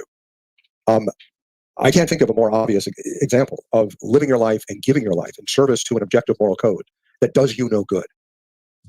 There is no personal benefit to countless moral acts that people do, but they do it because they think it's right, because it's written on their heart. We all have that feeling now. So, no, we don't necessarily all have that feeling. I will point out that you just engaged in an argument for personal incredulity fallacy the second you said, I can't think of any other reason to do this. And I can demonstrate that there are justifications for perceived altruism that, as I mentioned during my opening statement, that altruism is something that we can demonstrate. You're making an appeal to altruism now, but we can also demonstrate fake altruism. That as long as I live in a society that provides benefits to people who willingly put their lives at risk and sacrifice them, then there is a benefit to me to put my life at risk and to potentially sacrifice it. Whether it is a sensation in my head that I will be lauded and applauded by people all around the world, you can take an altruistic action through pure selfishness of, I want to be celebrated. I would like a statue of me that exists long after I'm gone. So and therefore I will take, wow. I'm not, some people do that, of course. Yes. And so the fact that some people do this means that there is and you just acknowledged it and agreed to it, means that you were wrong when you said you can't think of a reason to do this other than a God giving you this sense of morality. There are other reasons to do it. Now you have to show for any given situation that you view as altruistic, which one is it? Is it real altruism or fake altruism? And how can you tell? I think that some of it is real. I mean, if you're saying that, sorry? I do too. Yeah. So why do people do it? So you agree that even though you just did this whole deal about how like altruistic actions could just be underlying self-serving aspects, therefore objective morality isn't really true, but then you're going to concede that there are real altruistic actions that wouldn't necessarily just be purely selfish from some other kind of perspective. I mean, I'm guessing he's about to contradict himself right here. Let's see. Let's find out what happens. If it's being real. So the only thing that's required for someone to take an altruistic step is for them to be convinced that it's the right thing to do. And you can be convinced that something's the right thing to do, irrespective of whether it is or whether it's objectively true. You can get somebody to commit atrocities once you can get them to believe absurdities. And as long as the only thing that's required for someone to act in a way that is consistent with a particular religious doctrine is for them to be convinced that the doctrine is real. It does not require that the doctrine is in fact real. And so you have to come up with a way to show the difference between someone who's acting in accordance with a doctrine they believe to be real versus someone who's acting in accordance with a doctrine that is real. So he just said that, yes, he thinks things are real, but now he's going to claim that what real is actually subjective based on the mental manipulation of the individual who now thinks it's real. Therefore, if you think something is real, it is actually real to you, but doesn't mean it's actually real. So going back to the original point of this Dillahunty before you started doing the Dillahunty dodge, is there anything that's actually real? If everything is not actually, if there's nothing that's actually real, then none of the arguments, nothing that you're putting forth, none of your rejections are real either. So why do we even pay attention to what you have to say if you don't think that anything is actually real ultimately, other than what you've been convinced is actually real? I mean, yes, people have hallucinations. That doesn't mean that the rest of us are going to think that everything that we observe is just a hallucination. Because if you're going down that rabbit hole, then hey, let's be brains in a vat and let's go to the end extreme problem of skepticism and the complete irrationality that is the end result of extreme skepticism and has been recognized as being the end result of skepticism. And I mean, like, why at this point, if this is going to be the rabbit hole you want to go down, why does anybody give you the time of day and act like anything you're saying has any level of substance and should actually be addressed or potentially applied to your world, to, the other person's worldview, if basically your worldview is that nothing's actually real or we can't actually know it's real, therefore I'm going to reject everything in anybody else's position who, that they understand what is real or have a good conclusion or a good induction of what is real. I'm just going to reject all of that because you can't prove to me that everything is 100% real, even though I think that everything ultimately that you show me could actually just be subjective. That, ladies and gentlemen, is my interpretation from a very long-winded, let's do a multiple dance perspective of Matt Dillahunty and his worldview. I don't know how to do that. Right, but you've agreed with me that there are people who act out of respect for an objective moral law. No, I agree with you that there are people who act not in personal interest. I agree with you. There are people who act that way because of their belief, and whether or not it's whether they believe it's objective or not is irrelevant. Right. They can believe it's subjective and still do it. So you don't believe that it's objectively wrong, for example, to kill innocent people or rape babies? Hang on. We just went through a whole bunch of stuff. And when you got to a point where it was exposed that you were wrong about what we said, you went back to, I don't think it's objectively wrong to rape people and kill babies. That's not what we were just discussing. We were discussing altruism and whether or not there's a justification for it. But what we're discussing now, Matt, my question is it objectively wrong to do certain things? I've already answered this. Outside of opinions. I've already answered this, and I'm sorry that you don't understand it. I will try one more time. Yeah, try it again. When you declare what a foundation of morality is, once that's done, you can compare the consequences of various actions with respect to that foundation, with respect to that goal. And that comparison can be objective in the same way that while the rules of chess are ultimately arbitrary, they didn't have to be that way, we made up the game, it is objectively against the rules for you to move your pawn forward 4 spaces at the beginning of the game. Now, you can say, is it objectively wrong? Well, no, we can have house rules, but we're talking about these rules. So before you can make any sort of claim about whether or not something is objectively wrong, you have to have a set of rules that you're going to use to compare it to. In your case, you have what you think God wrote on your heart. In my case, go ahead. What you're talking about. Every time I observe or I hear Dillahunty make chess references, I get offended because he's so bad at chess. So bad. Oh, it's painful to watch. But it's like he doesn't grasp how the analogy he's using there with chessboard and that the rules are arbitrarily assigned. But then whoever's playing the game is bound by them, not actually having relevance to the God question. If the chessboard is the universe and we are pieces in the game and are now subject to the rules that govern the board, unless you're going to claim that the universe or the pieces on the universe, in this context, the chessboard, or the pieces, well, first that the chessboard could create itself, or that secondarily the chess pieces that are now put on top of the chessboard could somehow have created the chessboard or created themselves, as well as created the arbitrary rules which now govern the board upon which they rest. it's like the fact that he doesn't recognize the premise that like the position you're taking necessitates the pieces on the board being able to control, both create and create the physical environment as well as the rules that are immaterial which govern them, that are also arbitrary. Like, I don't understand how this is so difficult for atheists to grasp, and why Dillahunty keeps using chess as somehow evidence in favor of his position, when in reality it does nothing but showcase the necessity of the external agent who both creates and applies the rules which now govern this microcosm of a universe. It's like, I don't get it. I do not understand why that seems to go over his head. But as epistemology, and I'm talking about ontology. That is, you're saying, Yes. how can we know what the objective rules are? It's a very fair question. It's an important question. It's a question that ethicists and theologians have asked for thousands of years. My question has nothing to do with that. My question is, do moral laws exist objectively? No, Ontologically. I've already answered that 2 or 3 times. Moral laws do not exist as things unto themselves anywhere. There's been no demonstration of that. I don't even know what it would mean to say out here somewhere is an objective moral law, because it doesn't have any, so you could even say, here's what God... I do know what it means. What it means to say that is that I don't believe that innocent people should be killed. I don't believe that people should be raped. No, that's not.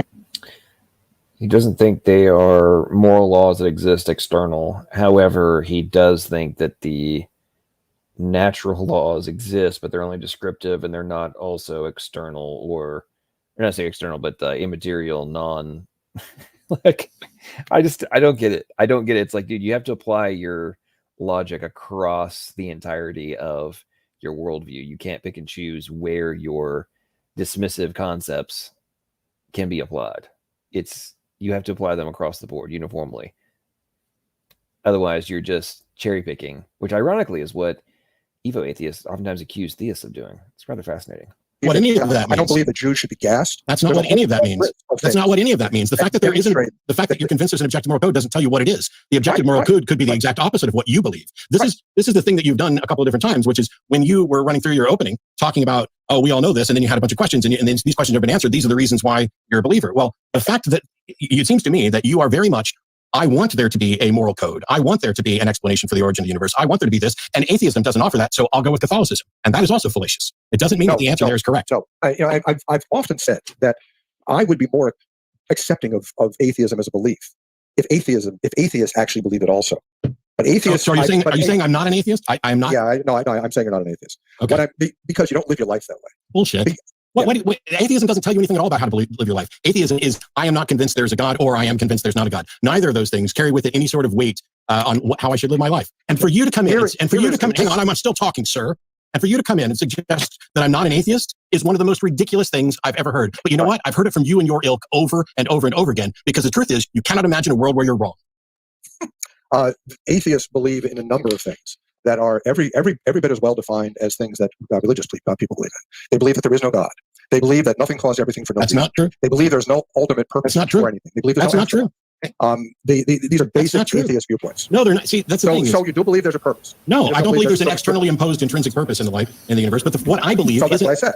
No, sir, it's not what you said. And I'm sorry that mere simple logical clarity is difficult for you. But what I believe isn't necessarily what all atheists believe. Right. You tried to create a bucket and exclude me from it. And the only criteria for that bucket in your no true atheist fallacy is whether or not one believes there's a God. I happen to not believe that there's an intrinsic purpose bestowed upon life from external, but not every atheist agrees with that. Not every atheist agrees with a great many things. So when you start making a list of what atheists believe, as soon as you get past they don't believe in a God, you're wrong.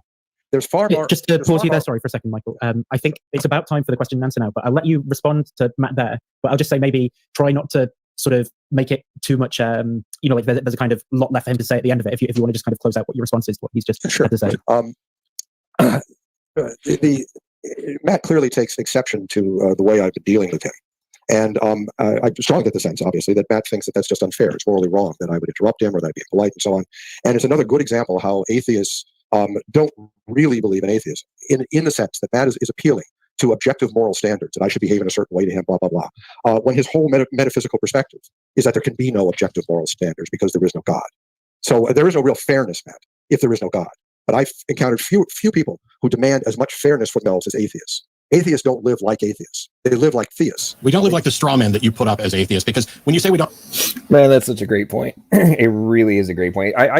It cracks me up, and I mean, I just get so much entertainment out of the hypocrisy of atheists, especially on YouTube and Twitter to an extent, but especially on YouTube, when you call them out, you don't just, acquiesce to all of their talking points and, well, I can see where you're coming from, and I really understand why you think this, and you would come to this conclusion. It's like, no.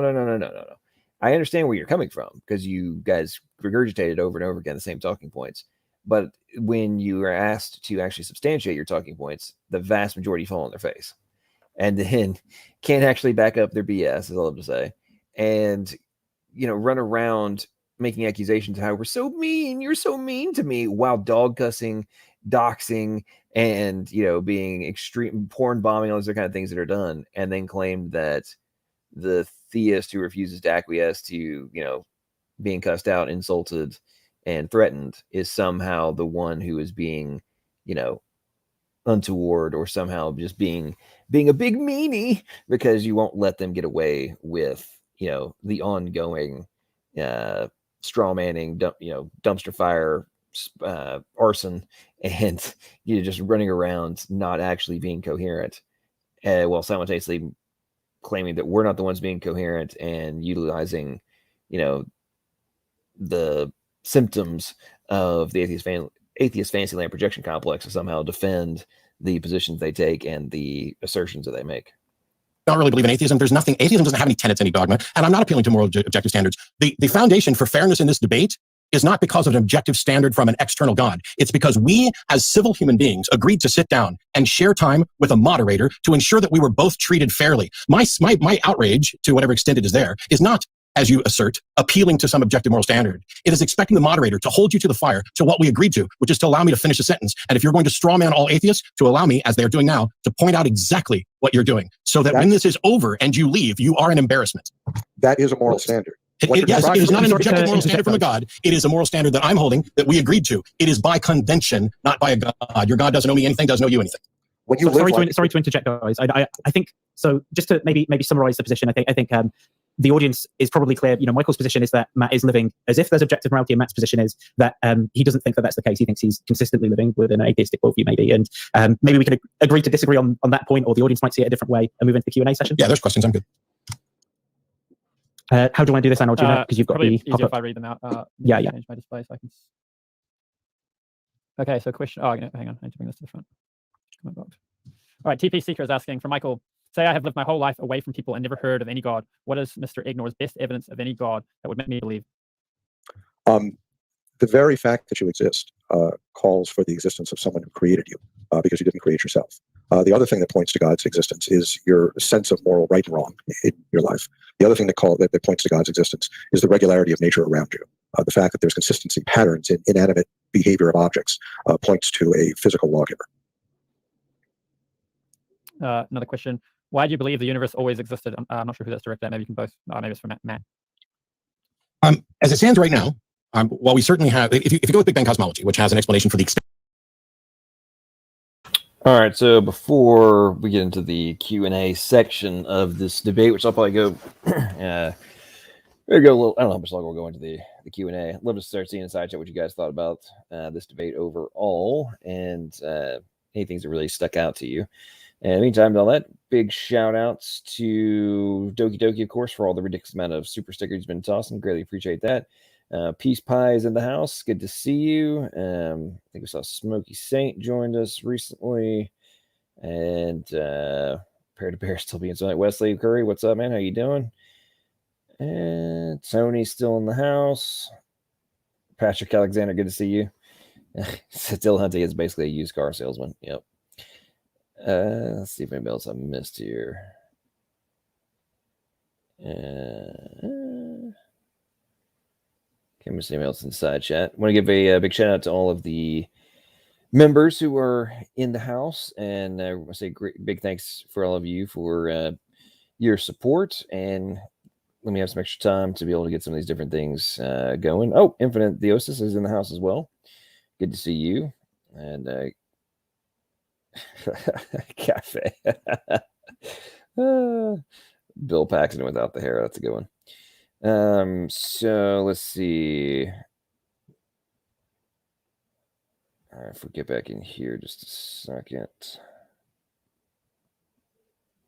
Oh yeah, I was gonna give a big shout out to all the members. So we've got Doki Doki SFT Fan Club. Thank you so much for being your first member that joined, and for your support. Having your rules all. Candace, we got Conrad, Bread of Life, Jerome M, Andrew Kaufman, Jamie Russell, Dell, and everyone else that's been joining us. I greatly appreciate your support, and thank you very, very much for having confidence in the channel and hoping to let me give me some abilities to take things to the next level. Greatly appreciate that. And so I got while I was watching this, I was able to edit together and render the final version, or kind of final version of what I was going to start this whole thing off with, both parts of it.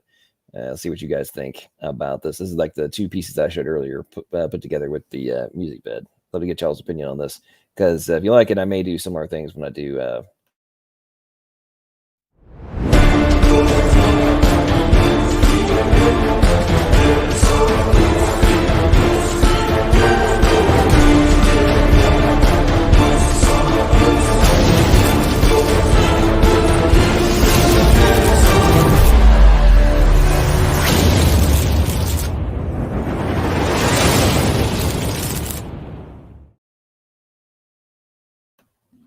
So I greatly love everybody's feedback on that little compilation there, and see if you'd like those sorts of things for intros, or if there's anything I should modify on that a little bit.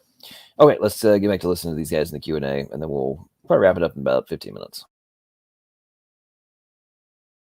Expansion of the universe. We don't have anything prior to the Planck time. We can't say where did it come from, and it may not have come from anywhere. And so there is a null hypothesis that X is true until such time as it's been shown to be false type of thing, where it is your baseline. The universe exists. If it came into existence, that would need to be demonstrated. And if it did not, that would need to be demonstrated. But the default position is that the change has to be accounted for, and not that we can account for change by appealing to something that we can't prove. And so my view, I'm not that concerned. If a cosmologist came up and said, hey, you're wrong, the universe absolutely didn't exist, and here's how we can show that it didn't, and how it came into existence, and what this change was, cool. But until such time as we have an explanation, I'm fine with the notion that something cosmos, not our local presentation of the universe, which we know began, but something cosmos always existed. And if I'm wrong, okay, I'm wrong. I don't see that it makes any difference right now. And I think the arrogance of presuming that we have answers to all these questions when we clearly don't is one of the cornerstones of religious thinking. All right, question from Michael Egnor. You said justice and mercy are universal and so must exist, but absent a mind, justice and mercy don't apply. So couldn't justice and mercy just be human inventions? Yeah, that's a very, very good question. And it gets to the question of realism versus nominalism. The idea is, are abstract concepts just things in our minds, or is there something that actually exists outside of us that is the instantiation of those abstract concepts? The difficulty with nominalism, the difficulty with the idea there's just something in our minds, is manifold. One of the obvious ones is that we couldn't talk about it with other people if there wasn't some kind of objective existence, if it didn't have some objective reality. Because if I just have something in my mind and you just have something in your mind, we have to be able to communicate in the real world about what we're thinking of. So things like justice and mercy have to have some kind of actual existence somewhere in some form, or we couldn't even discuss them because my mind is private, your mind is private. There has to be a connection. And that really was one of Plato's arguments for the existence of the world of forms, was that there has to be some existence of these things independent of us. Maybe we should let Matt comment, because we're getting a lot of questions from Michael. Oh, I don't have anything to add on that one. I might on the next one. So let's try and save time. All right, question from Michael. Do you think that morality could be summed up as similar to what an atheist would commonly claim it to be, being harm, health, right, wrong, difference being specifics Bible? To even talk about harm or health without talking about objective morality doesn't make a whole lot of sense. That is, for example, why is health good? Why do we want health? I mean, I don't think we understand how pervaded our lives are. I would say that it would be interesting to maybe make a list of the things that Mike has views on and I have views on, because I think there would be huge overlap. I don't want to hurt innocent people either. As a matter of fact, I'm less interested in hurting innocent people, and I'm more in favor of individual freedoms than some of my theistic friends. I think I get along pretty well with Catholics on gun freedoms and stuff, except for maybe where it comes to condom use. But I think one of the big problems here is that assuming that because you can't imagine people who don't agree with you, that it's fair to then say everyone. We all feel this. We all do this. We don't. There are people, unfortunately, who do want to harm others. And there are people who, while they're not necessarily absolute monsters bent on destroying the whole world or slaughtering people left and right, desperately want to take advantage of other people and don't care about other people. And I would think that irrespective of any views about a God or religion, it would be in our best interest to work together to make sure we build a society to make sure that those people's impact on society is minimized, because somebody's got to do God's work while he's busy not existing. All right, the next question is for Matt. Why do you think what you don't understand does not exist? That's literally the opposite of what I stated in my opening. The fact that I don't understand something doesn't in any way point to whether or not it exists. But the fact, if I do not understand something, I cannot be convinced that it's true, because you have to comprehend something before you can say, yes, I assent and I acknowledge that it's true. And none of it is a choice. You become convinced, and you cannot become convinced if you don't have an understanding, unless you become convinced of a proposition by appealing to things that you understand that actually aren't arguments in favor of that, which is where we get to fallacies and emotional appeals. So does that mean it's not that you believe God doesn't exist, it's just that you're not convinced of his existence? Most of the time, that's exactly the position that I put forward and defend. I did it a little bit different today because I've done that a lot. I am not convinced that God exists because I have not become convinced. I am, in fact, convinced that God doesn't exist for the divine hiddenness argument that I presented, which, by the way, went without rebuttal. I mean, I'd be happy to discuss it if you could repeat it. I must say I didn't quite get your point. Then I wouldn't expect you to accept it. Well, I didn't get your point, so if you could repeat it, maybe I'll get it this time. I'm not going back through my opening. We're in question period. This is almost over. You can rewind and watch it then. Yeah, that's fine. Question for both. If indeed God is indirectly or even directly responsible for evil/harm, that if nothing else, he allowed man to mess up. Best guess as to why from your perspective. So why does God allow evil? It's easy for me. He didn't, but go ahead. Right. Yeah. Well, the question of evil is a profound question. The Thomistic understanding of evil is that it's an absence of good. It's not a thing that exists independently in itself. It's a deficit of goodness, and God's creation necessarily falls short of goodness, because if he created something perfectly good, it would just be creating himself. So all of creation necessarily has some evil in it, because it's not perfect. It's not God. I believe that God allows evil to accomplish good through it. The good can be difficult to see, but of course we have a very, very small horizon that we're able to see. But I believe that evil is allowed in part to allow free human agency, to allow us to act in the image of God, in the sense of being active agents with free will. And I believe that God allows natural evil as a way of challenging us, as a way of giving us burdens to bear, which builds character. So, real quick, Andrew asked me, so I should find a Rocky IV clip of Ivan Drago saying, "I must break you." So while they've been talking, I went and found one real quick. I must break you.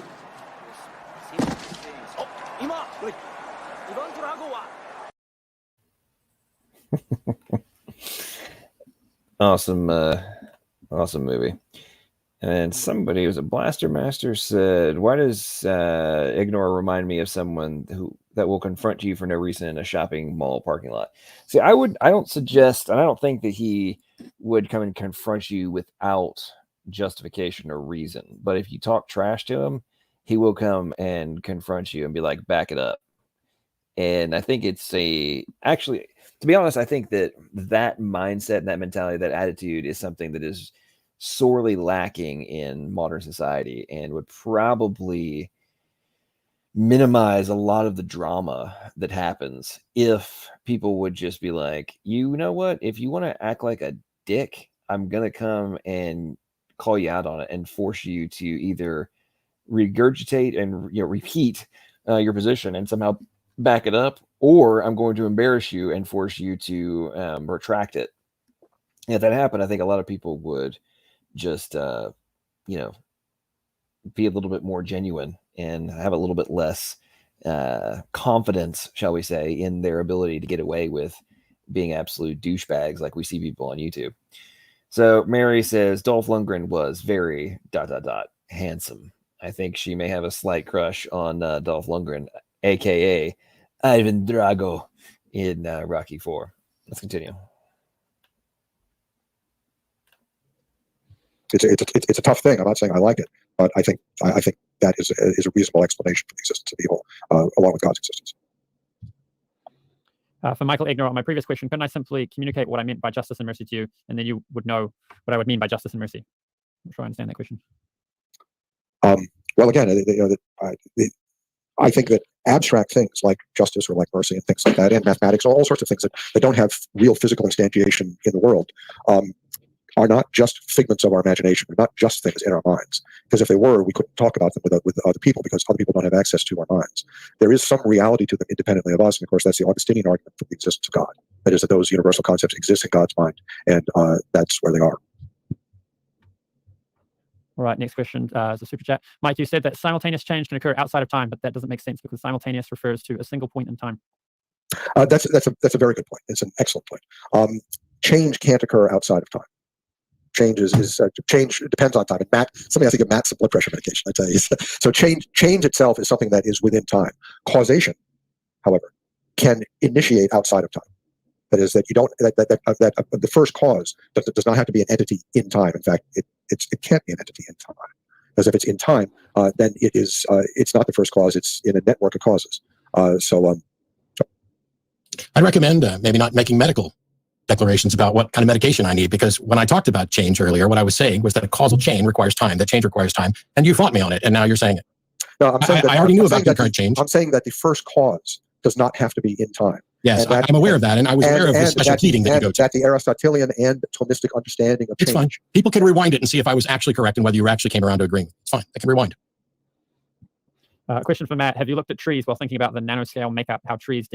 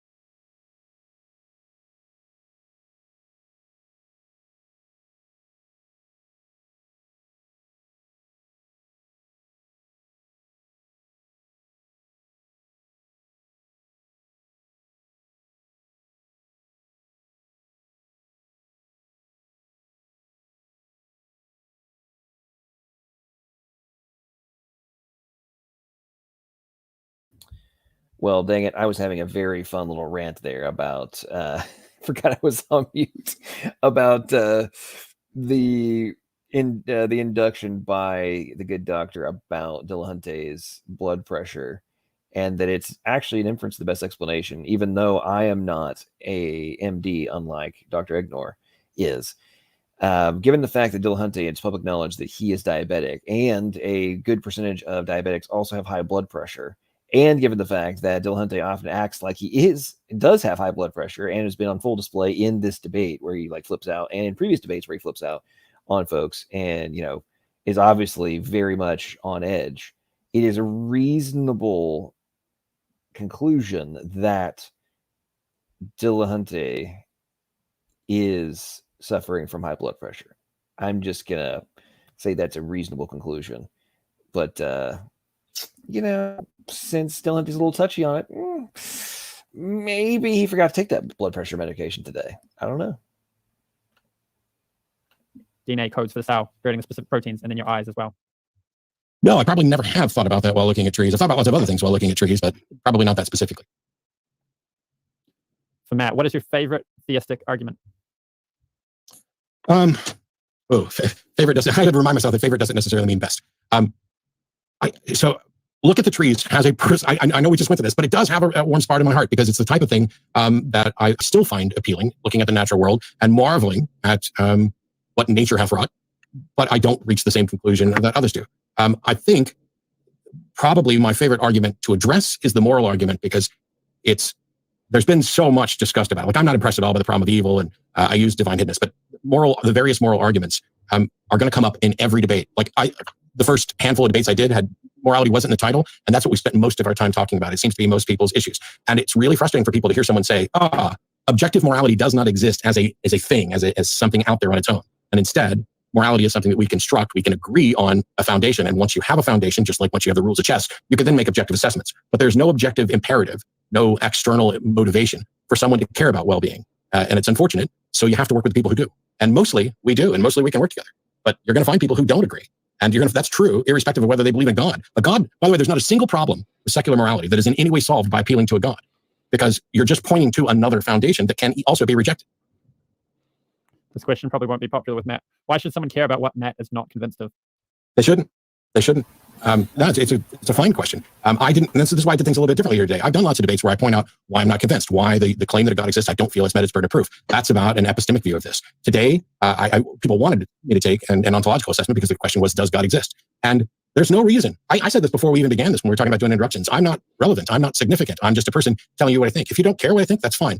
But if you dismiss the position that I have just because you don't care that I happen to hold it, that would be a mistake on your part. Just as it would be a mistake for me to, I'm not going to dismiss anything Dr. Egnor said about any of these arguments from Aquinas just because he said it. I mean, I don't even have anything against him. I mean, we just did a debate and things get riled up. We can go out and have a coffee. Well, I don't drink coffee, but we can go out and do whatever at some point. That's not what this is. So you shouldn't care about it because I say it. But if you dismiss it because I say it, that's a fallacy. That's a problem too. Question for Michael. How do you balance justice with mercy? Can God be truly just and show mercy? Wow, that's a very, very, very profound question. And the Christian answer to that is that Christ's atonement on the cross accomplished both justice and mercy. That is, that God is infinitely good, and all sin is unjust in God's eyes. God is also infinitely merciful, and it seems at first that there's no way that those two conditions could be satisfied: mercy and justice. Remarkably, the Lord's atonement on the cross is a way to sacrifice, is a way to satisfy both justice and mercy, and that's one of the reasons why I love Christ. And I think you may have been set up a little bit there because that's something that an argument that I've made many times, and I think somebody just wanted me to hear say it, that justice means getting what you deserve, and mercy means getting what you don't deserve. And so there is a conflict there. And while Michael's free to believe that what Jesus did somehow magically satisfies that, obviously, not only I don't think that happened, but I don't see that it resolves the issue. But if he's convinced it's resolved the issue, and justice and mercy were both met. Yeah, it's one of the things about Christianity that took my breath away when I finally understood that is a way of resolving the problem, the dichotomy between justice and mercy. I wish somebody could explain it. I mean, well, I appreciate the fact that you understand it, but people come to understand the Trinity all the time too, and we never get an explanation of that makes sense. The way that I understand it, and I think understanding God's purposes with great rigor is an awfully difficult thing to do because I'm kind of like a little insect compared to my Creator. But the way I understand it is that God is wholly good, and that He does not tolerate evil, at least does not tolerate it in a moral sense. And yet he is merciful and loving. And both of these qualities are essentially infinite. So how do you reconcile these two things? How do you do always the right thing to people who are doing the wrong things all the time? And the Christian answer to it is that he came here himself and he paid our debt for us. And all we are asked is to love and have faith in him. So we unite ourselves to him and we obtain our righteousness through him. Yeah, that doesn't do anything to actually explain it in a way where it makes sense. I get it. I've heard those same sermons before. Yeah, sure. But well, it makes sense to me. Again, another example of Dillahunty being like, and right before this, he's like, well, people talk about the Trinity, but I don't understand it. And it's like, well, again, as I mentioned at the very beginning of the stream, somehow you want to argue that unless you can understand every aspect of the infinite being that is beyond our level of understanding and true understanding, because we are not them, nor are we able to, at this current stage of existence, understand things outside of our, very rather limited frame of reference. We're talking about understanding things on a cosmic scale. That somehow that means that the necessary being that would operate on the cosmic level is somehow not a plausible conclusion based on all the things that would be necessary or would have to be accounted for externally. It's like, well, I can't understand how God can be both just and merciful and how he can reconcile all these things, even though we're talking about the potential infinite being able to account for this exactly. And then being like, well, because I'm a finite individual and can't grasp this, therefore it must not exist. Like, that's what's being argued by the atheist. It makes sense to a billion people. I'm not convinced it does, but I can't get in your mind. So well, it does make sense to a billion people. Like, I'm not convinced that it does. To you, I'm convinced that a billion people, a good portion of them may think it makes sense. But I have a friend that says, if you can't explain it, you don't know it. And since you tried to do that to me at the beginning, all I'm saying is, I'm glad it makes sense to you. It does not to me. And if there are 8 billion people who are convinced of it, surely one of them can put it in terms that the rest of us can understand without it sounding like a laundry list of assertions in a sermon. But okay, that's fine. But as I said, it took my breath away, and it's one of the reasons why I love Christ and why I'm Catholic. The Hare Krishna theology has a different take, but that's a topic for another day. We should do that. Yeah. So another question for Matt. If someone would be happy for the rest of their life if they secretly harm someone, would it be good for them to follow through, even if it was bad for everyone else? So in this particular scenario, would it be good for them I can't completely answer. I would say that if you've constructed a scenario where the only benefit, where the only effects on that person are positive and there are no negative effects, then yes, it would turn out to be good for them. But that's only because you've constructed a scenario where you've declared that that's the case. I'm not convinced that scenario is actually real. The fact that someone might enjoy killing someone does not mean that it is in fact good for them. It is the short-sightedness of people who think they're going to get away with it, or there's not going to be consequences, or that they don't see consequences, that convinces people that something isn't that bad. It's our goal and I would say our job to do our best to see farther than our ancestors did, to see that, running around whistling at women on the street is demeaning. When everybody's like, oh, it's just boys having fun. Is it a huge deal? No. Is it as bad as punching someone? Probably not. But we can learn and we can do better with all these things. And so scenarios like that are, as far as I can tell, fictional, and construct a scenario where there's not consequences, then yes, of course there's not consequences, but I don't think they're realistic. Question for Michael. What scientific paper mentions or declares supernatural things, like your assertion on singularities, as part of a hypothesis of science?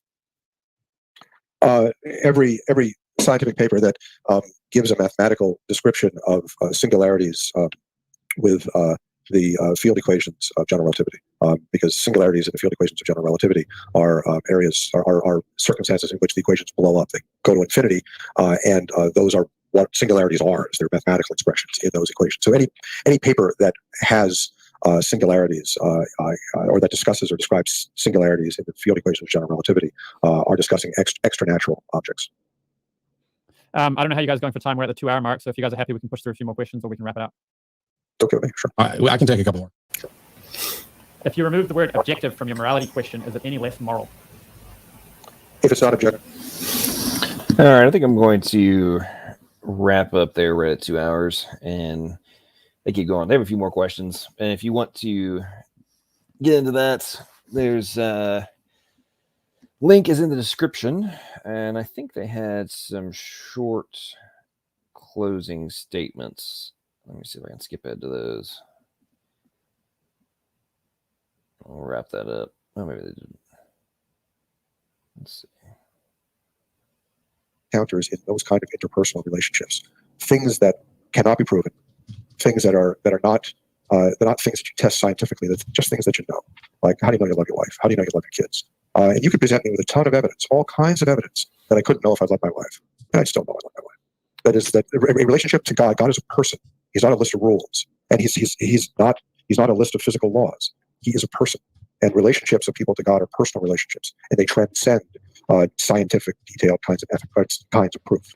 And I can't prove I love my wife, but I sure do. So there's lots more questions, but perhaps we're getting near the end of our time. What do you guys think? Yeah, I unfortunately, well, it's not blood pressure medication. I do need to go take some medication, and my girlfriend's coming over, so I need to kind of wrap this up. Otherwise, we keep going for hours. Sweet. So Nathan, do you want to give them each closings? Yeah, absolutely. So just if you want to have 2 minutes each to sort of wrap up, any closing thoughts or anything that you want to say to close out. So Matt, do you want to go first? Sure. Hopefully I get this all done in 2 minutes. So first of all, saying I'm speaking nonsense or gibberish is neither a rebuttal to my point nor an argument for anybody else's. Saying I don't understand is neither a rebuttal to my point nor an argument for yours. If the goal is to educate, explaining something for clarity is preferable to you never studied. Saying Aquinas' 5 ways are science is wrong.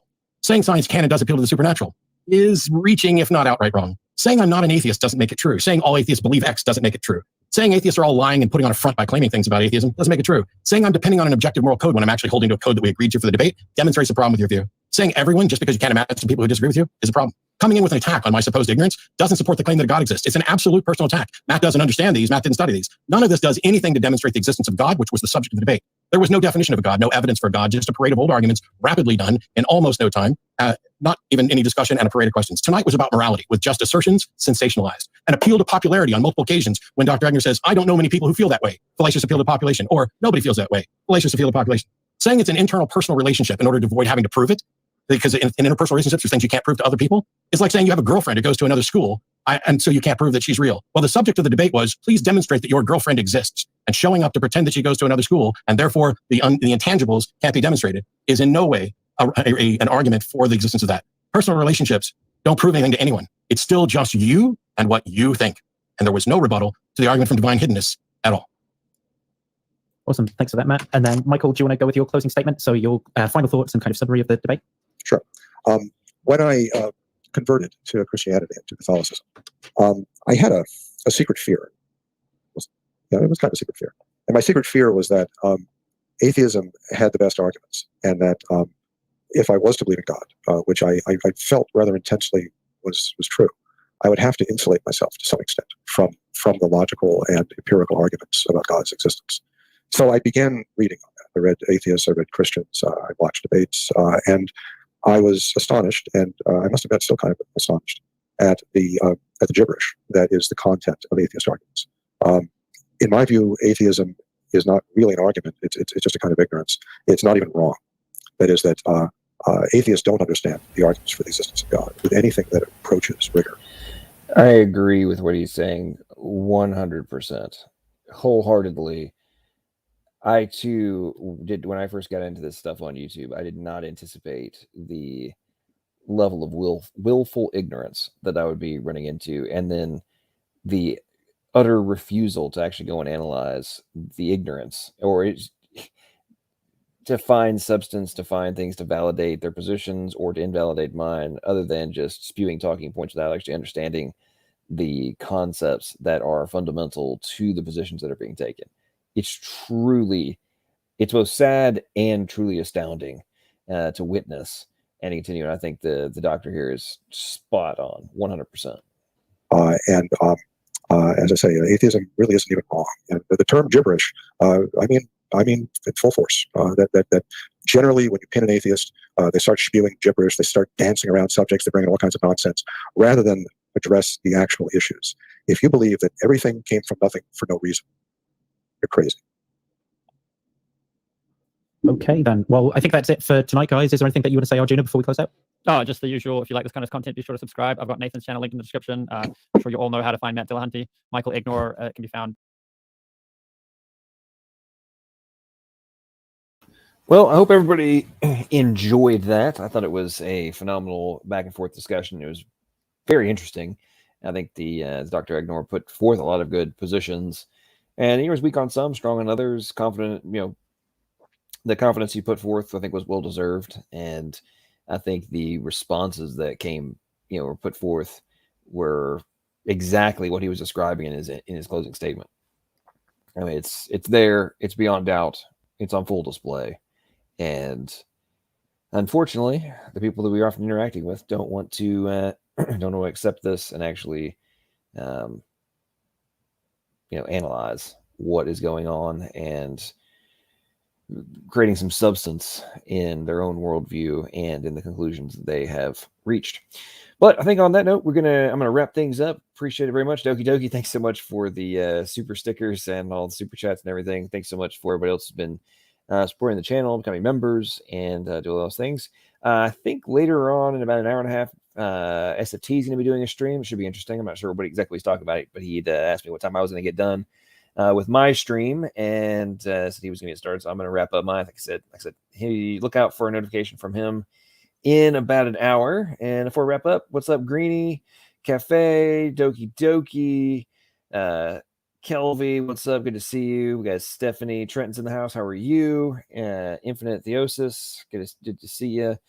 A bunch of great people have been joining, seeing new names this past couple of days, which has been awesome. Slavic Stritz, good to see you as well. Thanks for joining. And everybody else in the side chat, greatly appreciate y'all. And I hope that see you all in the future. And hopefully we'll be able to. Oh, what's up, Gavin? Good to see you as well. And Andrew Kaufman says that Sal Cordova is also doing a stream right now. So head on over to his channel as well. Check him out. That's Evidence and Reasons. Just search Evidence and Reasons, and his channel will come right up as well. And on that note, folks, as I always love to say at the end of these, make sure that the conclusions you reach are logical, plausible, and probable. Have a good night, everybody, and I hope you have a fantastic, fantastic search for the truth.